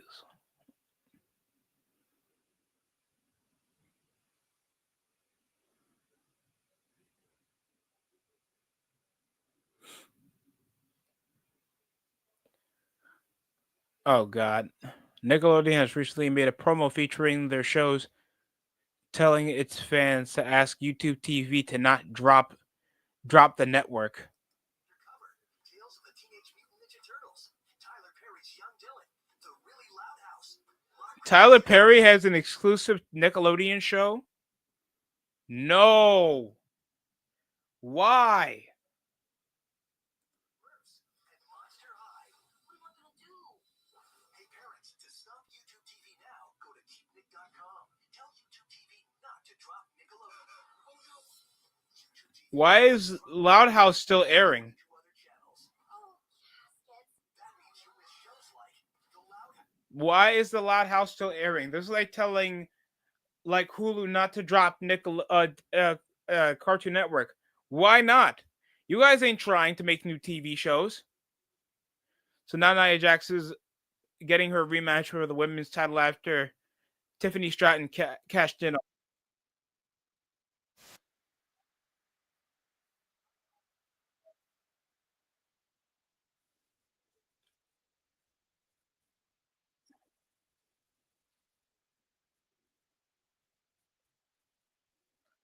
Tiffany Stratton looking from behind, waiting for the perfect time to strike with the briefcase.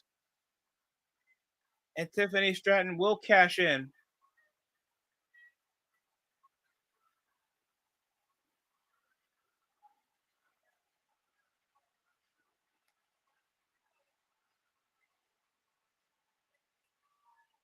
Did they just take content creators to react to make this sound more important than it should? By the way, stop abusing the pyrotechnics in title wins.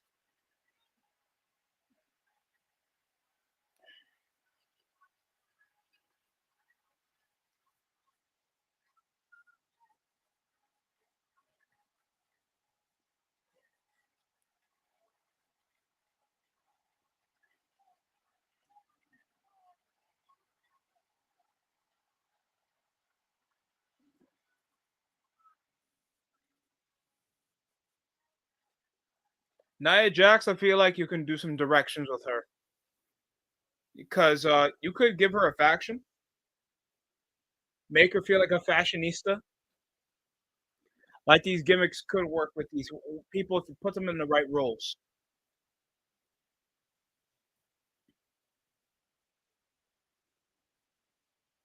Tiffany Stratton is bad. Too bad. Like, I think there was like a nude photo of her. Censor, censor, no swearing, no swearing.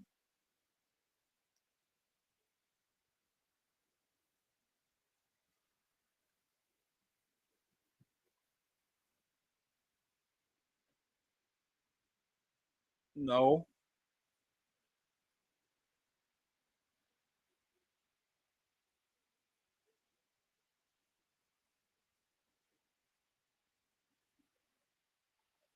Tiffy time.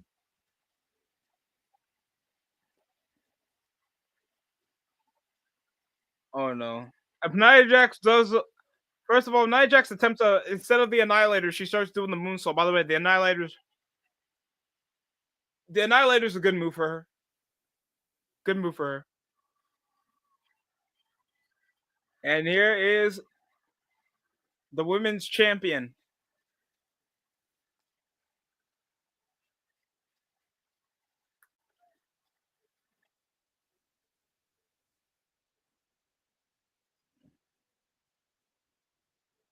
Tiffany Stratton looks great. I wish the entrance song didn't sound like white noise. I know CFO was off. Who's the new production team for the entrance songs?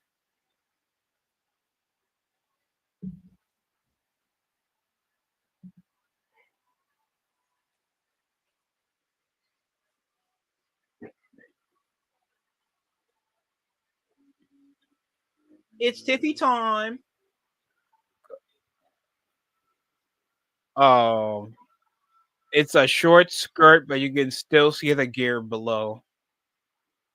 And here's Charlotte Flair, that I swear is just like 5 faces ahead of the last time you guys were watching wrestling. Oh my god. Yeah. The cost to be a decent person is $0.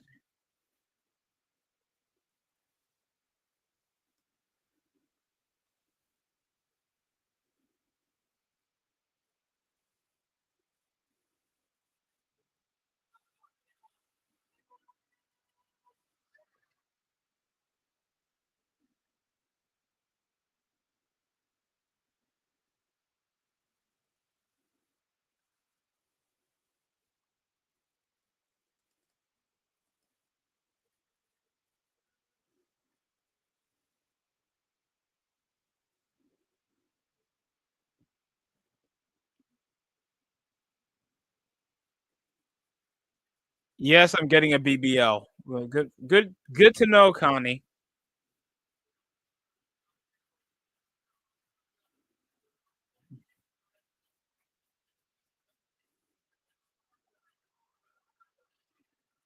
And it will be for the women's championship.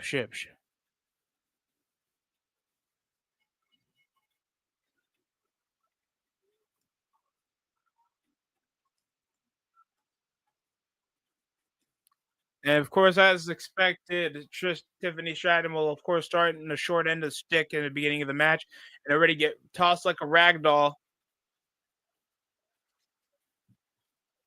Double clothesline. Oh, handsprings. Forget that she has that elusive athleticism. For circumstances like this, trying to go by the legs first to toss down Nia Jax. Damn! Power right in the kisser. Power right in the kisser. Yeah, I obviously know what I'm doing.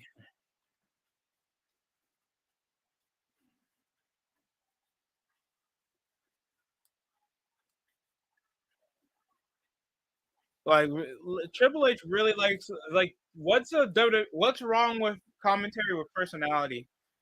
Don't get me wrong, Wade Barrett's like a good commentator.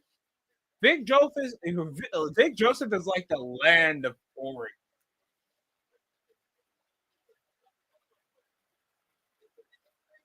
And the only reason why we tolerate Vic Joseph is because of the fatigue with the regular commentary. Like anytime we see Corey Graves, it's like it's either he's racist or he's boring. There's no in between. Drop kick for the knees. Stratton finally finding some momentum, lowering the side. Samoan drop. Nia Jackson a short notice cover. 1, 2. No.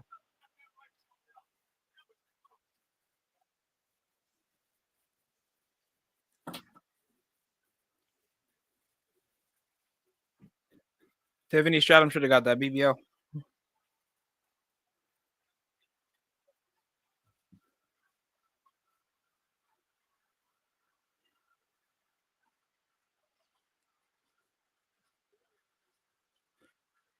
Candice LeRae's not even ringside, but she probably might interfere.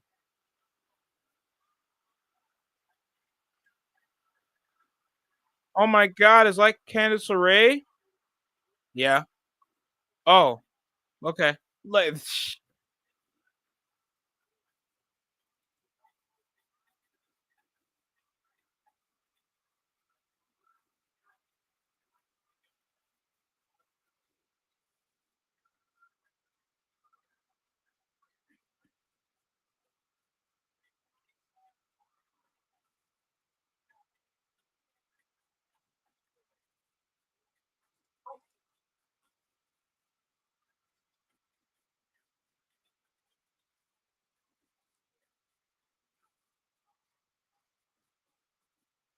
JetX launched 21 years ago. Oh my god, I'm old.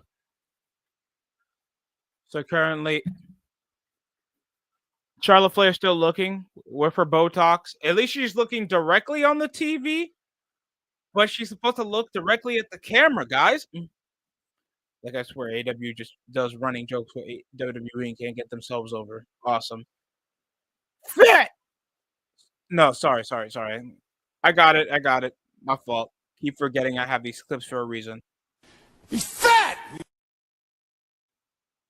Yeah, there we go. No picture in picture? Lame. I obviously want to keep watching this match.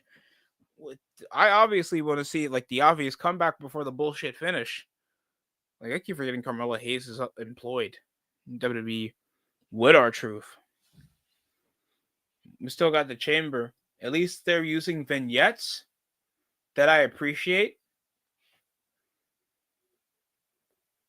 Going match for match. Without going match for match without feeling dull. And Jacob Fatu got the I love you from Solo Sikoa.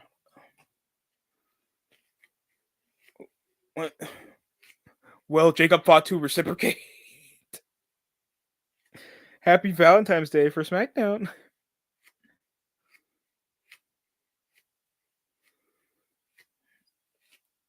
The beautiful people. The beautiful people.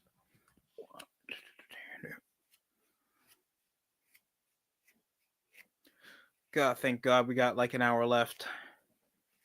You guys want to live your life. Get some kids. Pay your bills. Evade your child support. Just don't watch SmackDown. Do something else. I'm doing this because I'm not because you don't have to, because I'm bored. At least the triple threat match looks promising.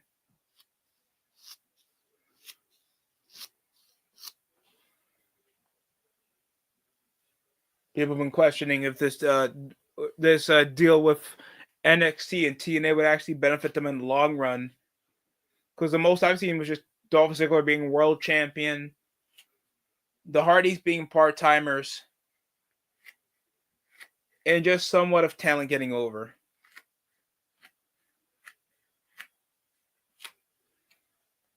So I'm just curious what's going to be the long-term investment of having a partnership with a promotion, especially a promotion known to be like the pseudo like second best opposition to WWE for like a while, especially with the ID promotion they've been doing.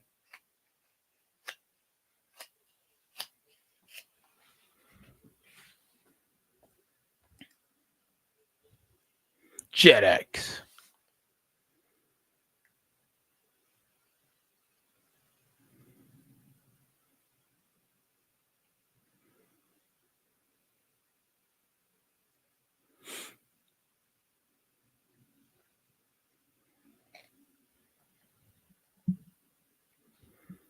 So this motherfucker showing his goddamn. Sorry, what's that?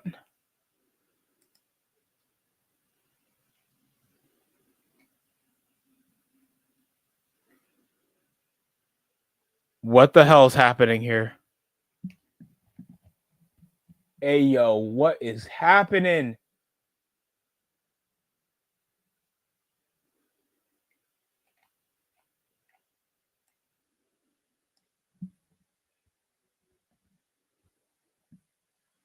That's crazy. Why is that showing?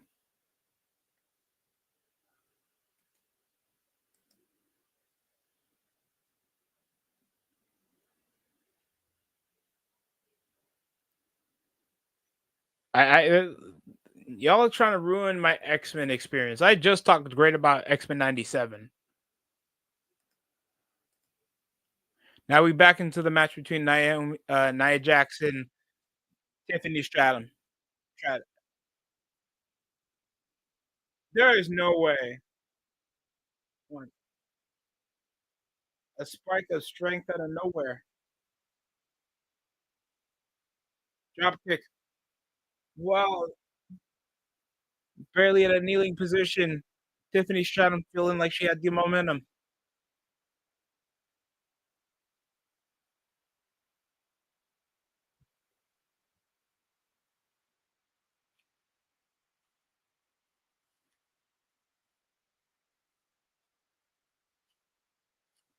Handspring up the corner.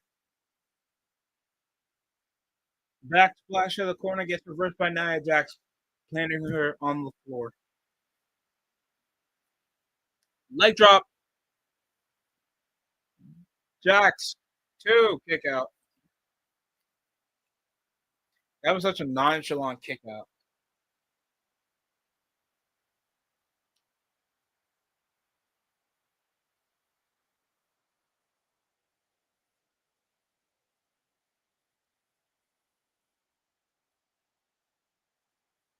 Nia Jax. On the shoulders. Tiffany Stratton. Tosses her down for a don't you dare go for the Del Rio move. Double stomp. Nia Jax, 1, 2. No! Using the ring to her advantage, dangling Nia Jax. Leg first for the drop kick. Shout out to Alberto Del Rio that spammed that move back in 2015 when he came back. The fucking abuser over here.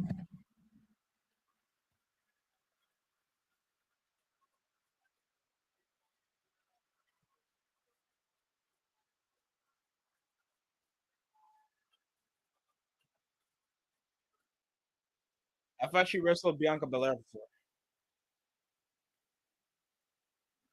Nia Jax snuffing her on the corner.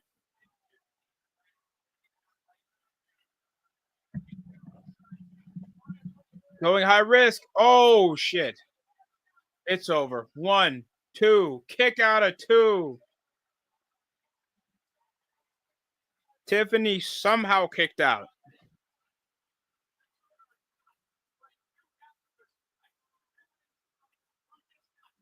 She literally got flattened from the top rope.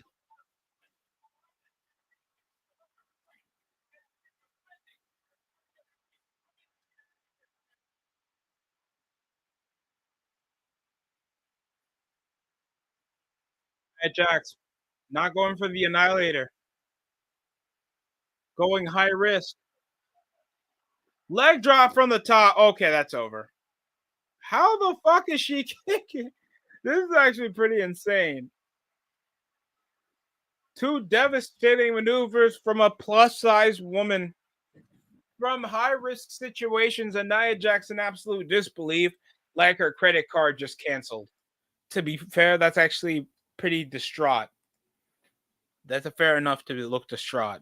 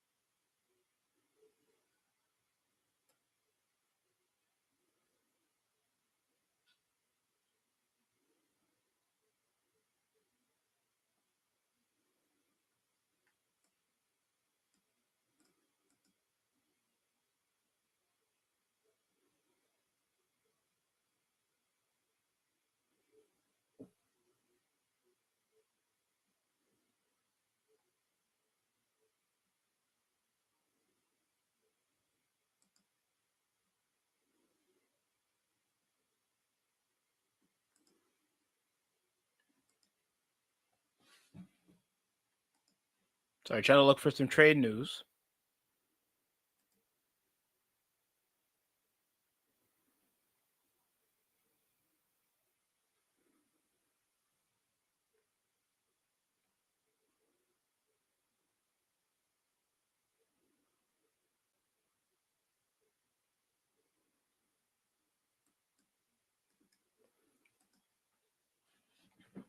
He's still doing the Rising Star Challenge.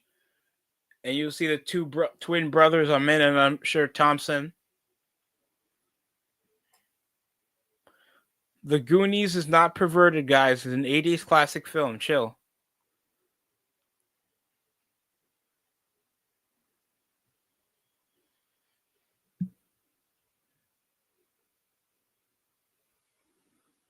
Bryce Eldridge is not too far from the majors. People liking. I heard like the new Elden Ring is looking like a Fortnite inspired boss boss gauntlet.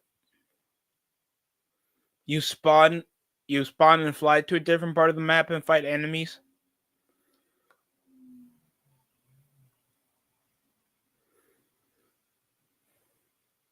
Yeah, Kevin Owens, Jamel McGee. I don't know if he does content anymore, but shout outs to him. He's starting to look like a scorned ex talking to his ex on the phone that is a la Sami Zayn.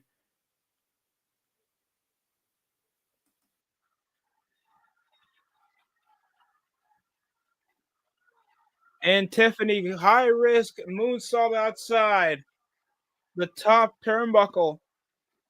Tiffany with all the momentum in the world. Her first title defense to upset Nia Jax.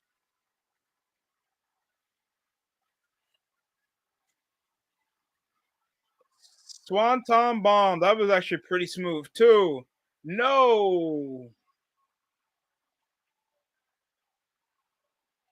In disbelief, enduring so much pain.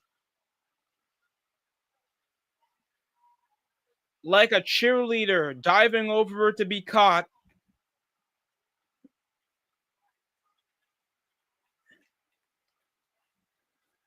Nia Jax somehow the first one up.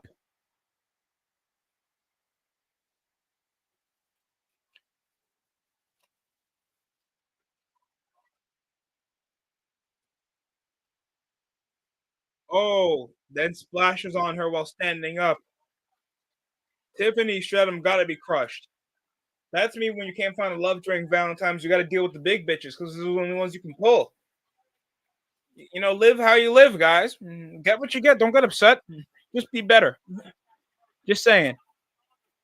Annihilation is upon us, and possibly for Tiffany Stratton, with her short reign as women's champion.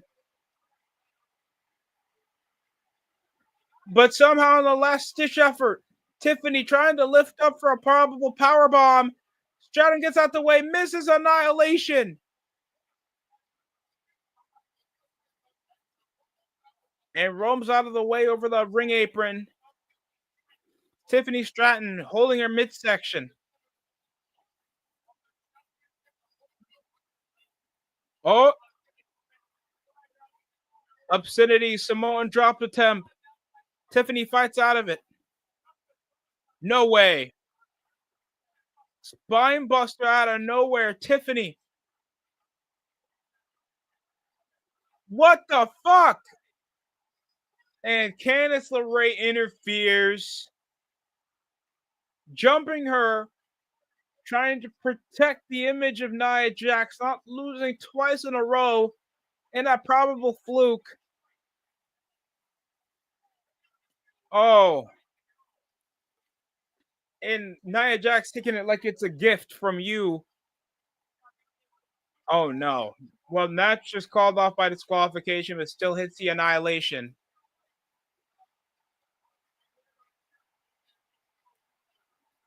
Well, Nia Jax isn't the women's champion.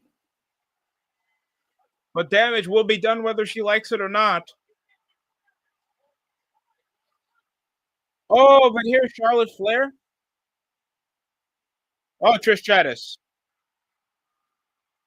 I don't know how it is for you guys, with you women doing run-ins with heels on.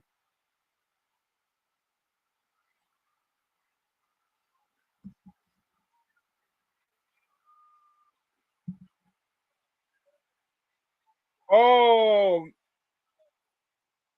but splashing up the corner on Trish Stratus, the legend of the women's division. 60-year-old Trish Stratus taking bumps still.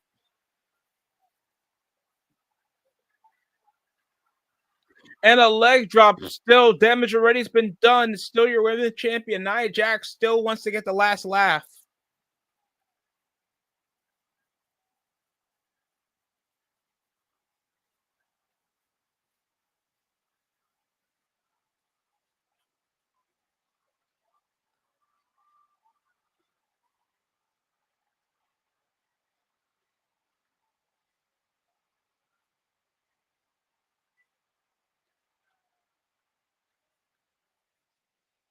Oh, but Charlotte Flair is here.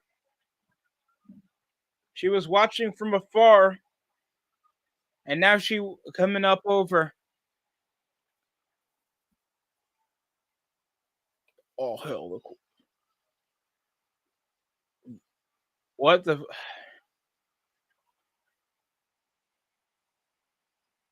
Oh hell, the queen.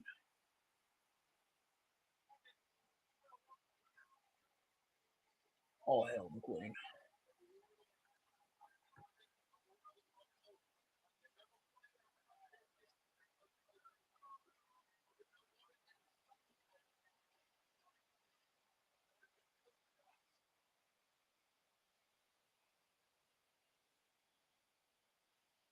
Well, I'm shocked that Charlotte Flair, Trish Stratus coming to help. Big ass security. She better be a wrestler. There's no shot. You have to get the heavy bitch to help you in the ring. No, come back here, lady. You want a contract?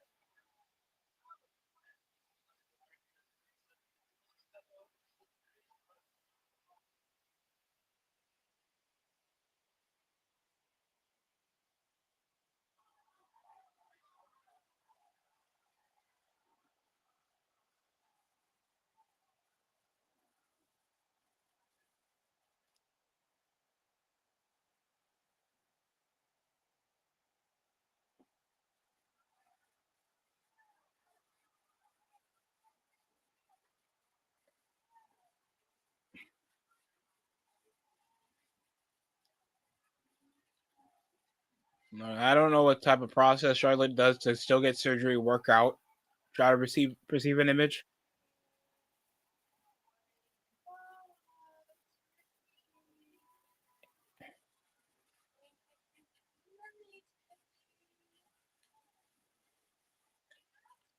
Charlotte would be an amazing teacher for children. Bro.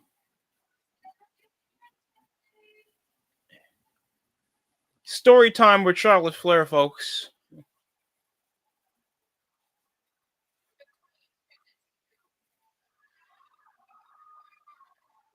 And Charlotte Flair chooses. No, not really. I haven't really asked. I really haven't asked for Charlotte Flair versus Tiffany Stratton. But it's nice. Congrats to Tiffany. Gonna get a match against Charlotte.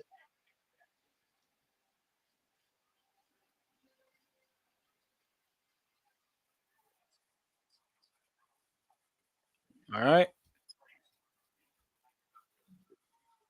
Hi.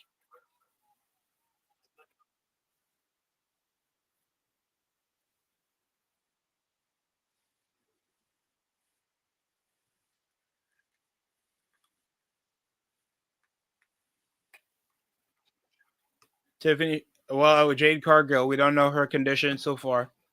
When will she be returning? It's on TV. What the hell?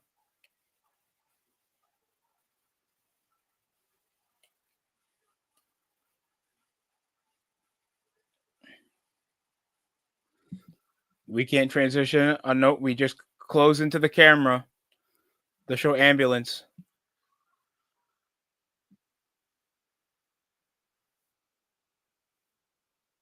Naomi, no one asked, Naomi. No one asked, Naomi. Shut your dumb ass up, Naomi. That's crazy. I apologize.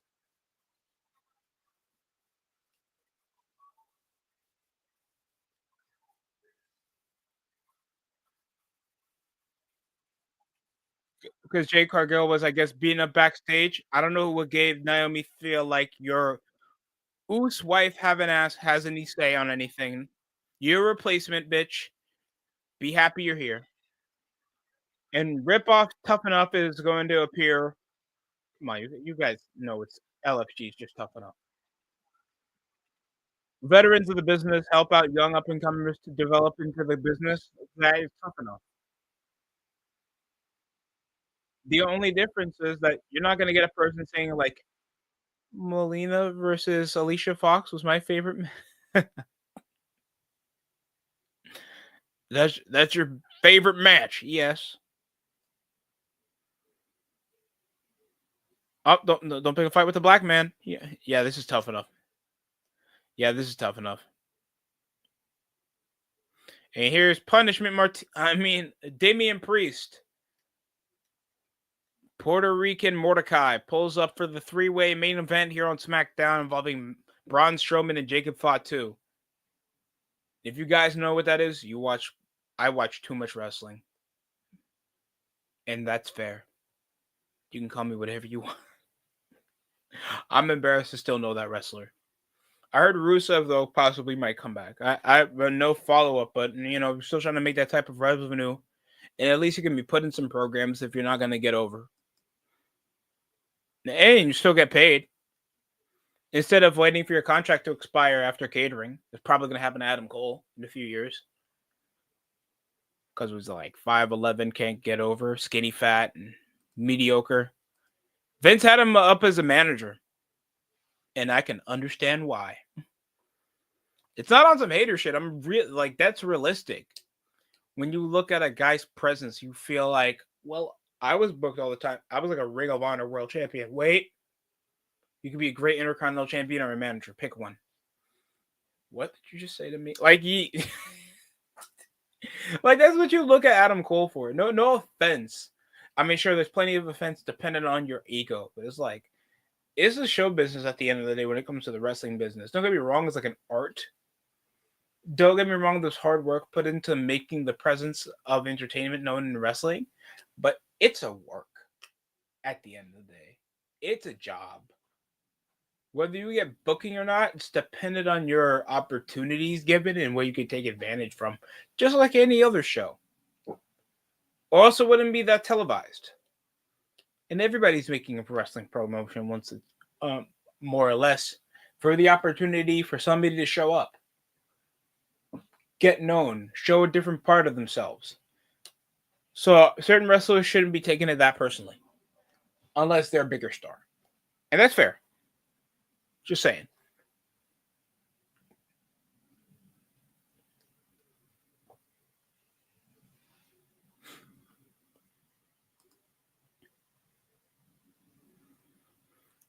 You guys don't mind this LFG show?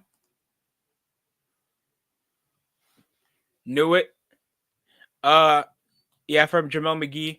I knew it. Naomi just told on herself. Did you hear that video? Don't mean shit. It would never be held up in court. I watch a lot of Law and Order. Wow.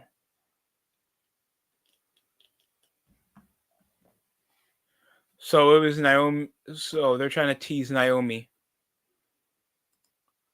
What is going on, my friends? I see Professor. Yeah, well, Professor Wiggly resubbed today, bro. Oh, Vince Russo's live. I think he just turned live right now. Yeah, just a minute ago. So I guess he's going over the last hour of SmackDown after Charlotte Flair literally just said, I don't mind that she issues it when she's down, but after she got beat up after a DQ finish, so it doesn't really present her that much that she nearly got the job done. And I guess it protected Naomi either. Is Piper Niven... Yo, Jamel, we're not going to be fat shaming. Piper Niven helped Charlotte with the ropes. Must be another Samoan. I'm just saying.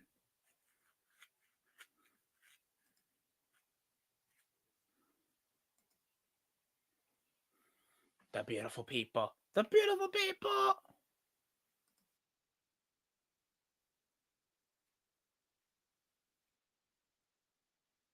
Fly, Cody, fly. Oh wow, we section off fans signs of the night because we can't make them tame or homophobic nowadays. Okay, I feel like that is a problem. Going back to when Charlotte chose.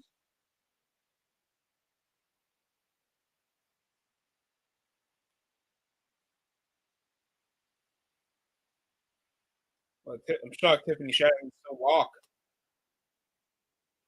Byron, Byron, Byron.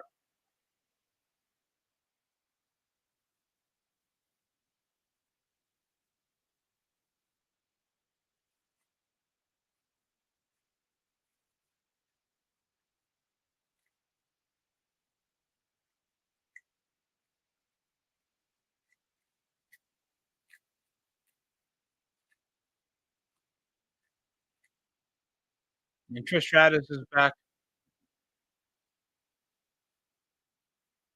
Canada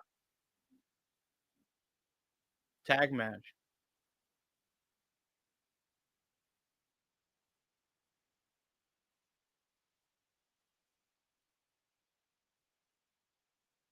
Oh my god, it's gonna be Trishy time over.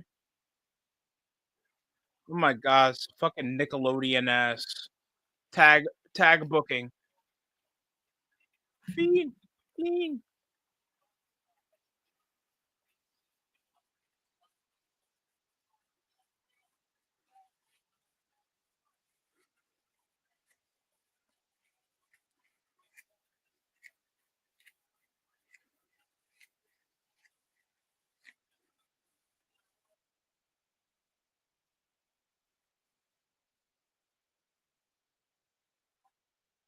So Jay Uso faces off against Gunther for the world title. That's announced for WrestleMania come April, Saturday. And Jay Uso's in the building. No, I think that's Jimmy. Yeah, it's Jimmy. It's Jimmy, folks. Never mind. It's nobody important. Yeah.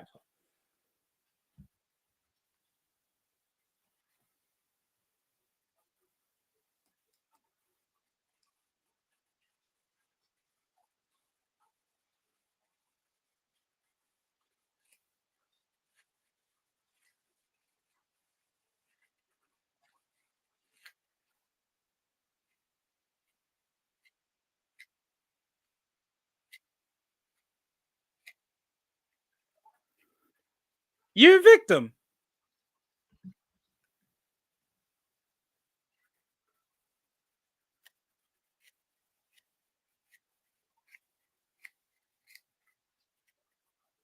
Damn.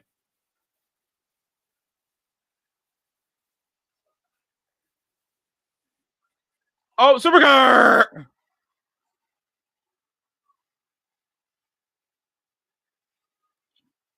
Yeet.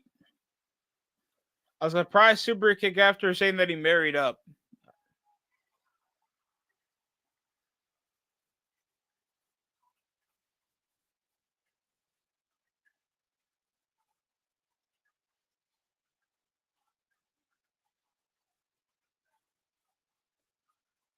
Fat 2? Yo, that was on purpose.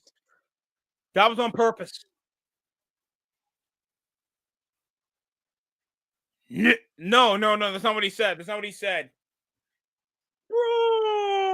Bro is not even at Gorilla yet. He got to hustle.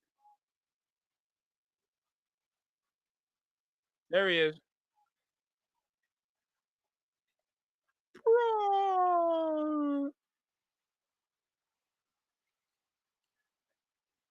Do you guys like the promos they do when they're entering over through the tunnel backstage to Gorilla to start their promos? I don't know how long they've been doing this because it's the first time I saw was Jacob Fatu back in Saturday night main event. So I don't know how often they do it. But at least Strowman made his case known that he wants to get back in the conversation of world titles.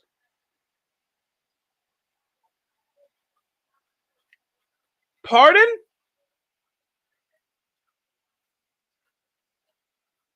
No. No bread, no water, just meat. What the fuck? I hate that. I understand that there are 3 super heavyweights in the ring, but it's like, bro, what the fuck? They every like 2 beefy like when British people say it too, it's weird. Like they say like 3, they don't say 3 powerhouses. They don't see 3 titans. They say 3 pieces of meat. What? Jimmy, shut the fuck like come on. This is why you got to meet this is why you got a broadcast media degree to say some gay shit? Just saying. Just saying.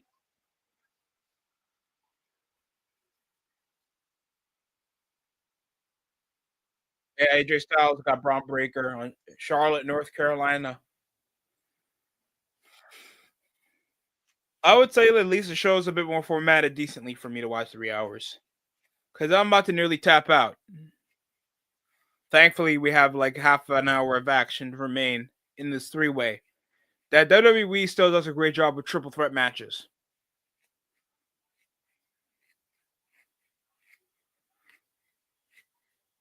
But this show's like a base, I would say like a fair 5 out of 10. Like no match really caught me out of all. They kept it in focus and it revolved around it's still a majority of the world title. Somewhat still try to push some drama around the week. And the formatting with the I've been asking for years for them to promote more vignettes, promote their talents, especially when they're gimmick changing. So the improvements are there. I'm liking the improvements WWE's been doing. Is it a work in progress? Yes. Is there certain talent to get out so they can actually get to the right place? Yes. But right now they're a step above the rest of the competition that's going on still in other promotions, and why it's a struggle for them to keep up. Because all we see is a bunch of different Ring of Honors around different promotions, and then it takes a while for them to stand out of the crowd. And if they do, they can't compensate when it comes to their numbers, or their talent gets poached by top companies. And now you got AEW that's the same damn thing, but worse. Way worse. Like Saturday Morning Slam worse.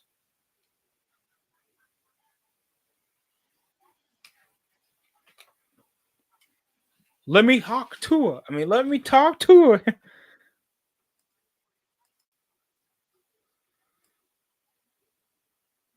Swear the very unsubtle promotion of women products really concerned me sometimes. Like it's either like, oh, tampons. Let me suckle on them teats. It's for breast cancer awareness. Like, come on, guys, pick a lane.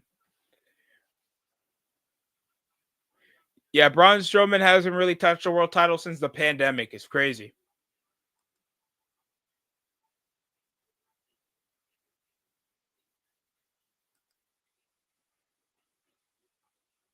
And he's still been favored.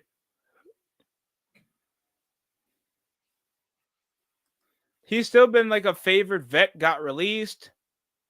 Didn't he do the control your narrative thing with EC3, and then he comes back to the business after like missing a year?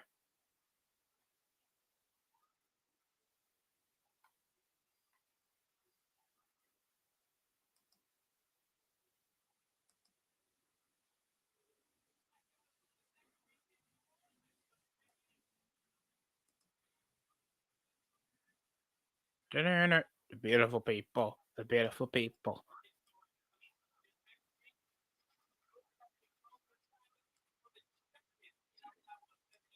Well, DIY with her second title defense in under 3 weeks. They get her. They pretty deadly gets her shot next week on Smackdown. Then we get Jimmy Uso after getting antagonized by Drew McIntyre next Friday. I think I'll watch the Captain America movie and then put a video out. I wanted to get a video for the Invincible episodes, but I thought they were going to drop like 3 the first week, but I guess they're back to once a week episodes. I just wanted to just drop a bit of sample episodes. A weird way to go for broadcasts.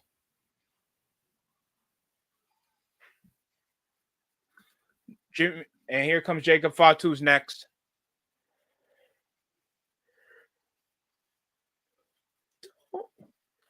Don't question my heart is 22 done. Giddy up, giddy up. What?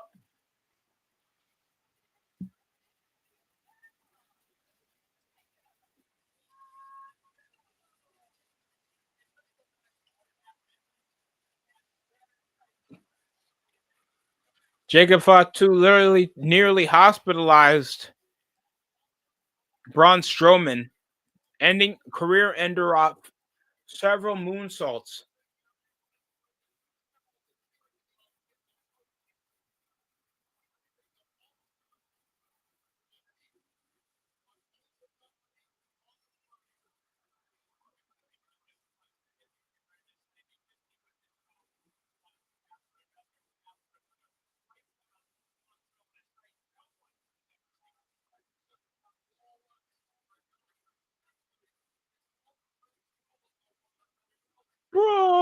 YouTube launched 20 years ago. Yes, it did.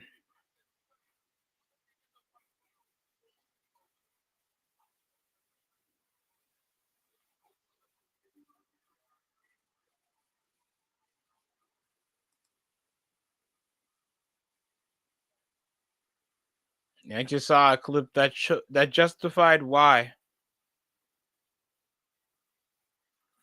This is why we turn chicken into burgers. This is why we turn cows into burgers, bro. Ungrateful ass fucks who get fed.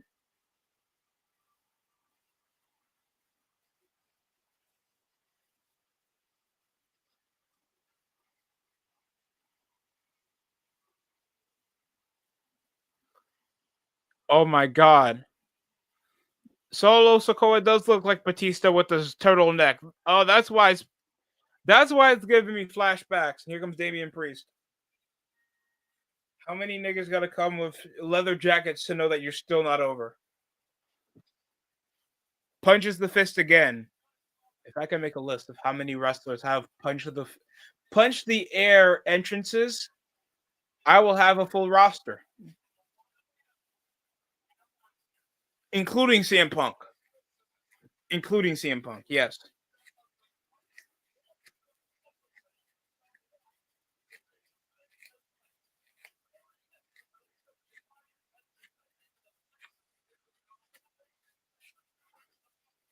Or the last 15 minutes, our headlining match.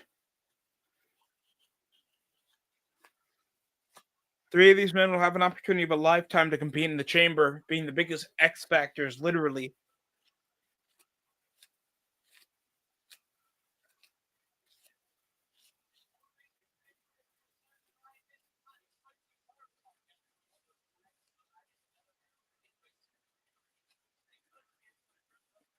Firewalk. What about Shitty Walk? God, why Fortnite? I understand Fortnite's one of the biggest games in the industry, so why not promote it? But it's like, oh God, we have gone this low in the video games. This live service, free to play bullshit is still getting content promoted on television instead of a new video game. Not even WWE 2K24 because I think 25 because I think it's going to launch on March. It usually launches like around the springtime, of course, around WrestleMania. That hopefully it's not mid. Please get rid of my faction. Because if you like wrestling video games just to spend money on wrestlers that you have to fucking buy when we have universe mode and community creations to just play against other people in tag team match, respectfully, you're a faggot. Sorry. I hate saying that. You're a loser. You're a massive loser. If you like the game solely for having the game, you're like, I like my faction. Nobody else says it. It's all you, buddy. Be you.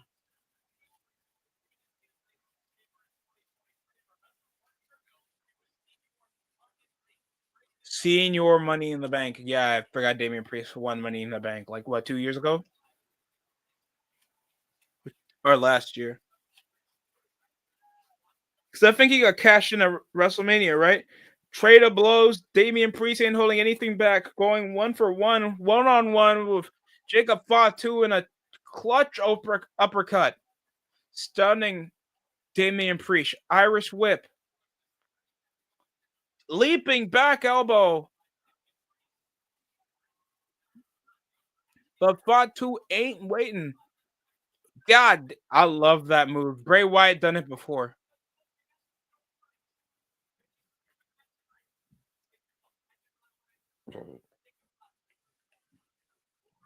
Damn. Still mocking, saying, get your punk ass up. To hit him with a scoop slam. Fatu's not done. Immediately with the cover. Kick out of one. Barely a kick out of one.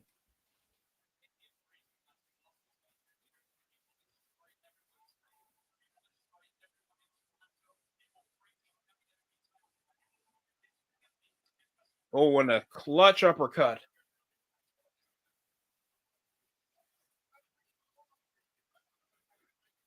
And a running crossbody on both opponents. And Braun Strowman already making his presence known.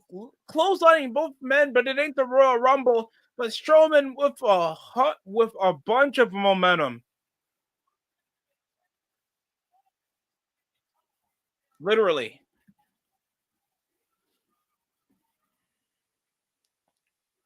Well, they're heading up over the commercial break. Possibly our last one before the show ends.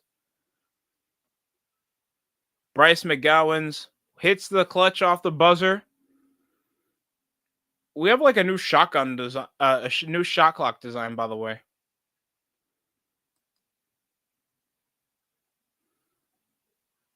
Breaking news: Charlotte chooses Tiffany Stratton.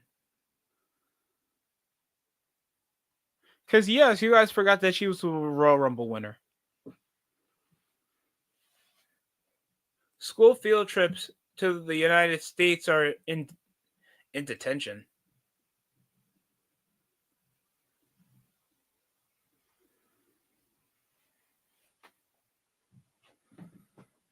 Are they going to do Sammy? So they're going to do Sami Zayn and Kevin Owens again this time for the Elimination Chamber, and it's probably going to be like a backstage street fight, animated, of course. Yeah, I like that. I talk about pop culture too, Final Boss. It keeps me sane. It keeps me sane. Oh yeah, I wish it kept me sane.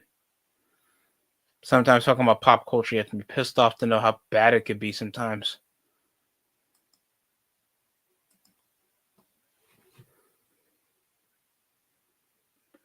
Yeah, I am not excited for what I'm going to see come of the Captain America film.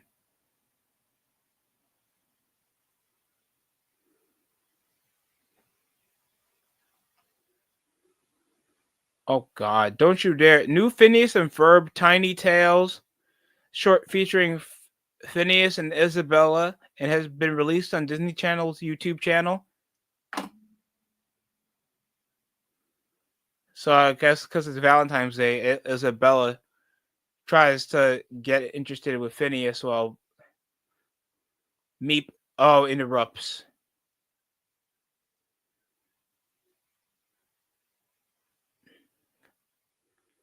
This one goes into the animation team without a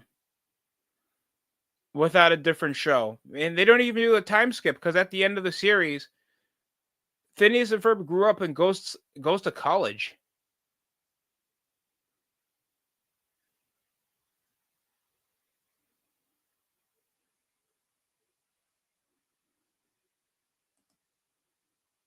Like, I don't even know what to say there.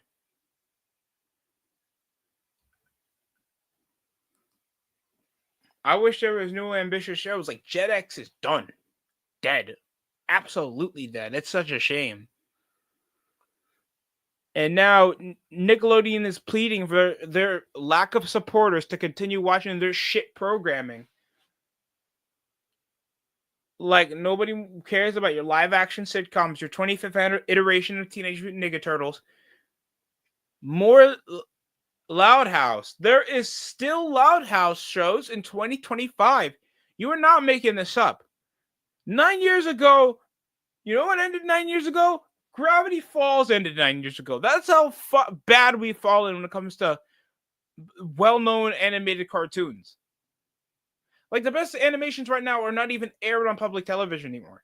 That's how bad we've fallen into content in television. Over as a dying medium, I understand, but when it comes to streaming content for other people to get opportunities, just trying to advance in television as a medium is completely dying because they're just gonna just be more subjective into buying off, like Invincible. That's going to stay on Amazon with probably another buyout over a network before YouTube TV tries to snag it over to compensate over YouTube Kids being an absolute mess.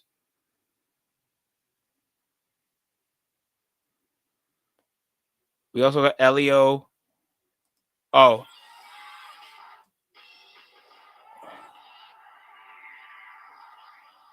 Hold on, guys. I'll just put it at the end. Yin Yang Yo. Yep, JetX. I feel old as hell. I feel mad. Is that a Tarzan animated series, bro? God, I feel old. Time flies, man. You'll feel like a millennial when you're past 23. Spinning heel kickoff. Damian Priest cutting off Fatu from the ropes. Under 10 minutes to spare. Back elbow to cut off. Fatu separates Strowman from the ring. Off a super kick outside the ring apron. Priest separated over to the ring apron. Discus kick. Why he spin for that?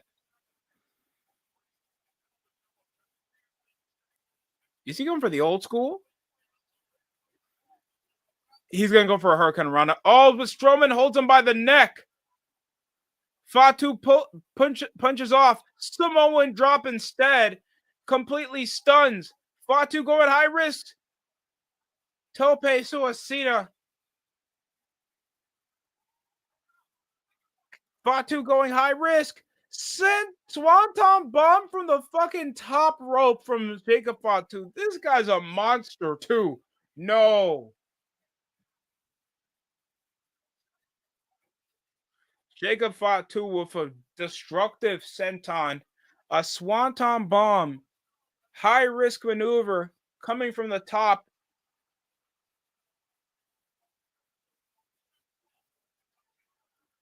Brilliant maneuver, but still a kick out of two.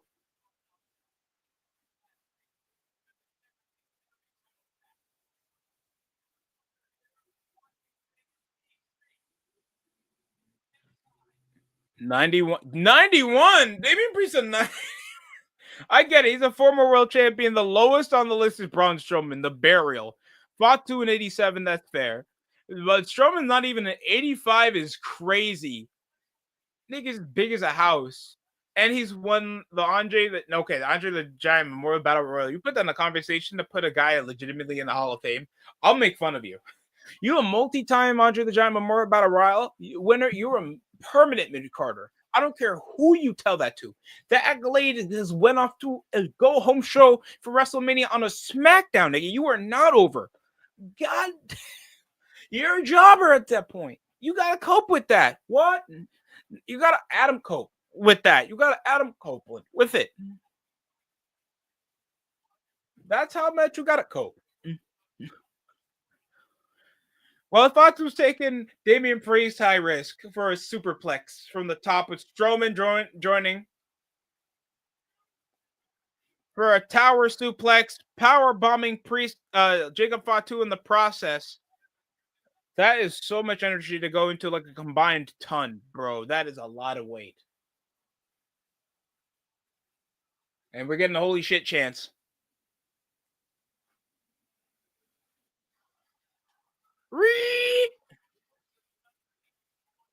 Priest taking the receiving taking the worst reception of that.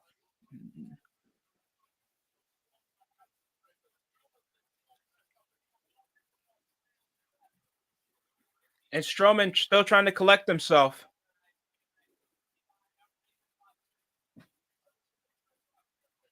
And Jacob Fatu still trying to get up. Oh! Still dealing with a freight train like Braun Strowman. 2 lariats in a row. Strowman finally with Priest out of the picture. The third party doesn't interfere with the momentum. This is personal. Strowman near his career ender was Jacob Fatu with multiple moonsaults, but an uppercut. Stunning Braun Strowman. Fatu trying to collect himself. But Priest.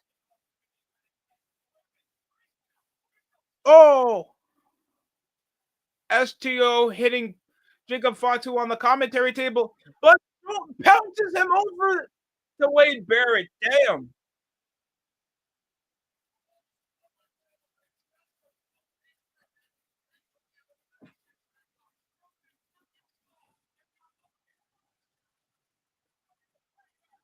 Okay. Oh, but the table doesn't break. Strongest table in the world. Tossing 300 pounds down the floor.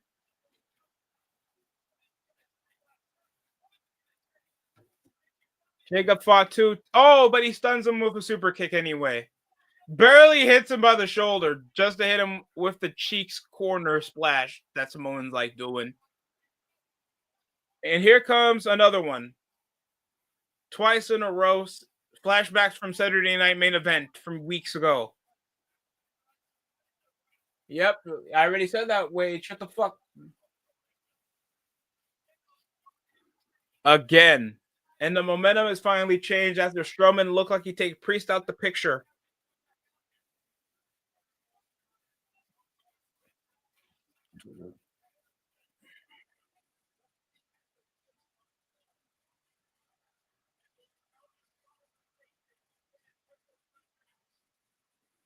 So what do you guys consider like Braun Strowman at the end of near the end of his career? Like, he's like a vet. He's been in the business for a long time. He's came from like crony of the White family into now like a legit, at least a certified roster spot. At least he's better than Gene Schnitsky. Trying to fold the chair around his throat.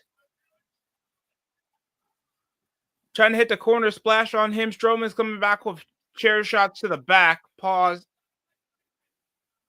Unless you like that, of course. Battering Jacob Fatu in the corner with the chair. Now he's going to get a piece of his own medicine with Damian Priest out of the picture for quite a long time. An eye for an eye, he says. We get it. You're a power lifter. He literally has a guy doing a deadlift as a tattoo. Oh, Samoan Spike. Oh, shit. Solo Sikoa looking like he plays Xbox. A Samoan Spike stunning him like a viper bite. And there it is. With the moonsault. Fatu. Who the fuck? Cody? Is that Cody? Yes, it is. Why the fuck would he even get involved if his bloodline teammate... I'm sorry. Is they in the blood feud? So Cody Rhodes comes to assist him wearing that trainer bullshit jacket that he had. Tonga Loa comes to help out. Trying to hit him with the Samoan Spike. Let me guess. He's going to miss and hit Tonga by mistake. Yes, he is. Yeah. Yes, he will. Fatu seeing the damage. It's Solo called by accident with misunderstanding. Takes off his shirt knowing he just hit a bloodline member. Hit his own family. And Priest takes Solo out of the picture. Cody Rhodes trying to get the cross. Oh, we know you got a muffin top, Solo. No need to cover the shirt. Priest trying to end the job. Oh, but Strowman. Power slam. Oh, yeah. I heard that. Yikes. Hits him off the ring post after hitting him over the corner. Choke slam. For the cover, Priest will go to the chamber. Yes, he will. Oh, nearly kicked out in the nick of time, but not in the nick of time. It's going to be a win for Priest. He will go to the chamber after like a disarray between the Bloodline and Cody Rhodes. And that's going to end it. Happy Valentine's Day. I hope your girl cheats on you during the holiday. Oh, God. Oh, God. I got to say, this was a decent show. Decent show. So Priest will be the second to last participant next to John Cena, Logan Paul.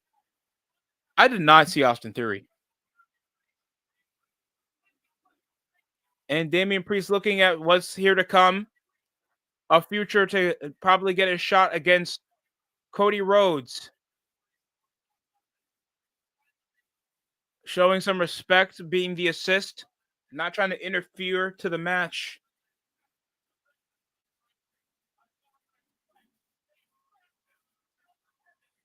And the world champion with the assist. And that's going to close off Smackdown here in Washington, home of the Commanders, because fuck the Wizards. Yeah, that's the show. I felt like it was decent build-up, to be fair. Out of everything I saw, at least Nakamura's getting somewhat of a program in. And Carmelo Hayes is probably gonna like tag with Miz to have like some match. Like, here's the thing still with WWE. Their matches that build up to the next week of the pay-per-view still feel somewhat predictable and inorganic. With like still no like depth between the matches. And it always feels like there's always a placeholder. That's what stinks about tonight. Where it always feels like a place. Even Nick Aldis, that like if you guys don't know, he used to be a wrestler. It feels like there's no ambition into just we're gonna have the match. And when I say tonight, I mean right now. For these fans, like, bro, like I'm not saying that we need an Eric Bischoff rip off, but I need just a yin with a yang when it comes to GMs.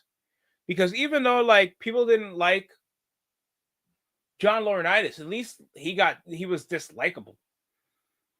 Like Vicky Guerrero, she was getting constantly booed without saying a complete sentence because we'd always interrupt her. And of course, if you guys didn't like Jonathan Coachman, I think he was the GM of Raw at the time, while William Regal was there too. He had Teddy Long for a long ass time. So I just feel like there needs to be considerable yin with the yang, because it just feels like you're watching the same person when it comes to Adam Pearce or Nick Aldis when it comes to the GM position. Because it doesn't feel like there's much of an environment in the show. With like also the Bloodline, Solo coming in to push over to the assist, because of course Jacob Fatu is getting himself in the world title picture, while Solo's still trying to make himself a leader even though Roman Reigns is back. And he's like holding his arm, a grown-ass man holding his arm, stopping you at your chance for an opportunity, and you're like, I love you. Really? Like, come on, bro.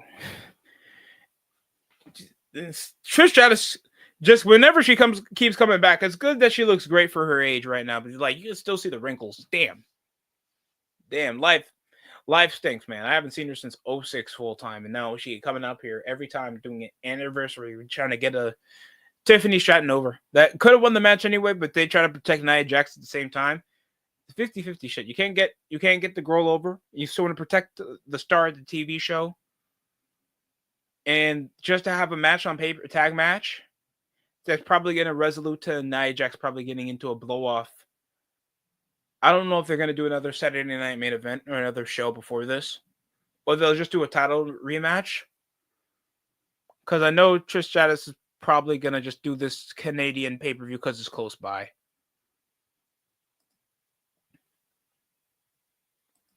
But this show was a decent show.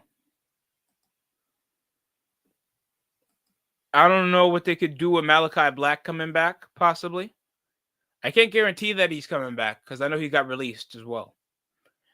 Or what they can do, because they swept off a lot of people that I was begging. Why are they still on the roster? Why is Carl Anderson and Luke Gallows still on the roster? Why did you extend Lonzo Ball?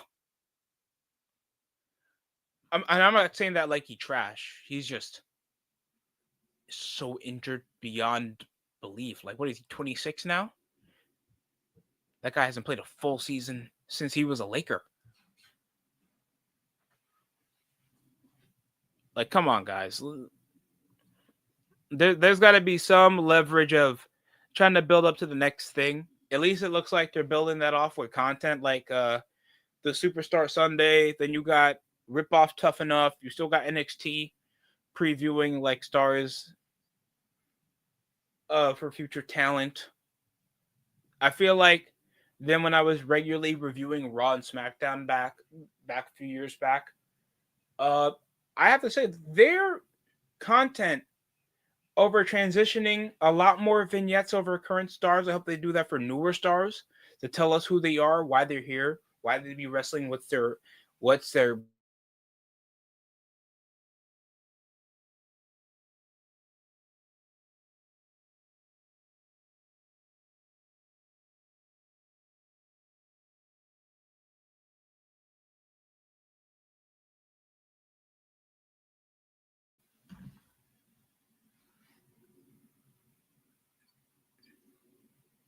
Hello, can you still hear me?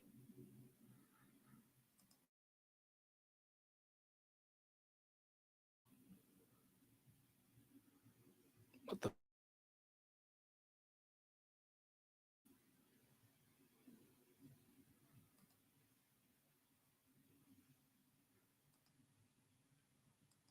Hello, if anybody can still hear me.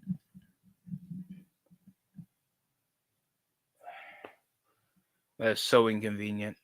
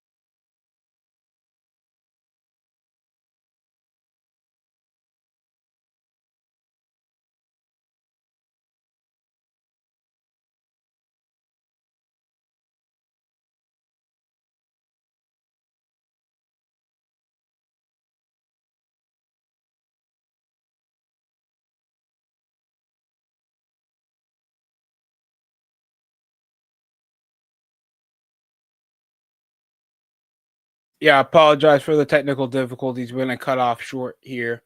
Thanks for everybody that had the time and the chance to watch the stream. I don't know when the next time. We could probably do this for the chamber.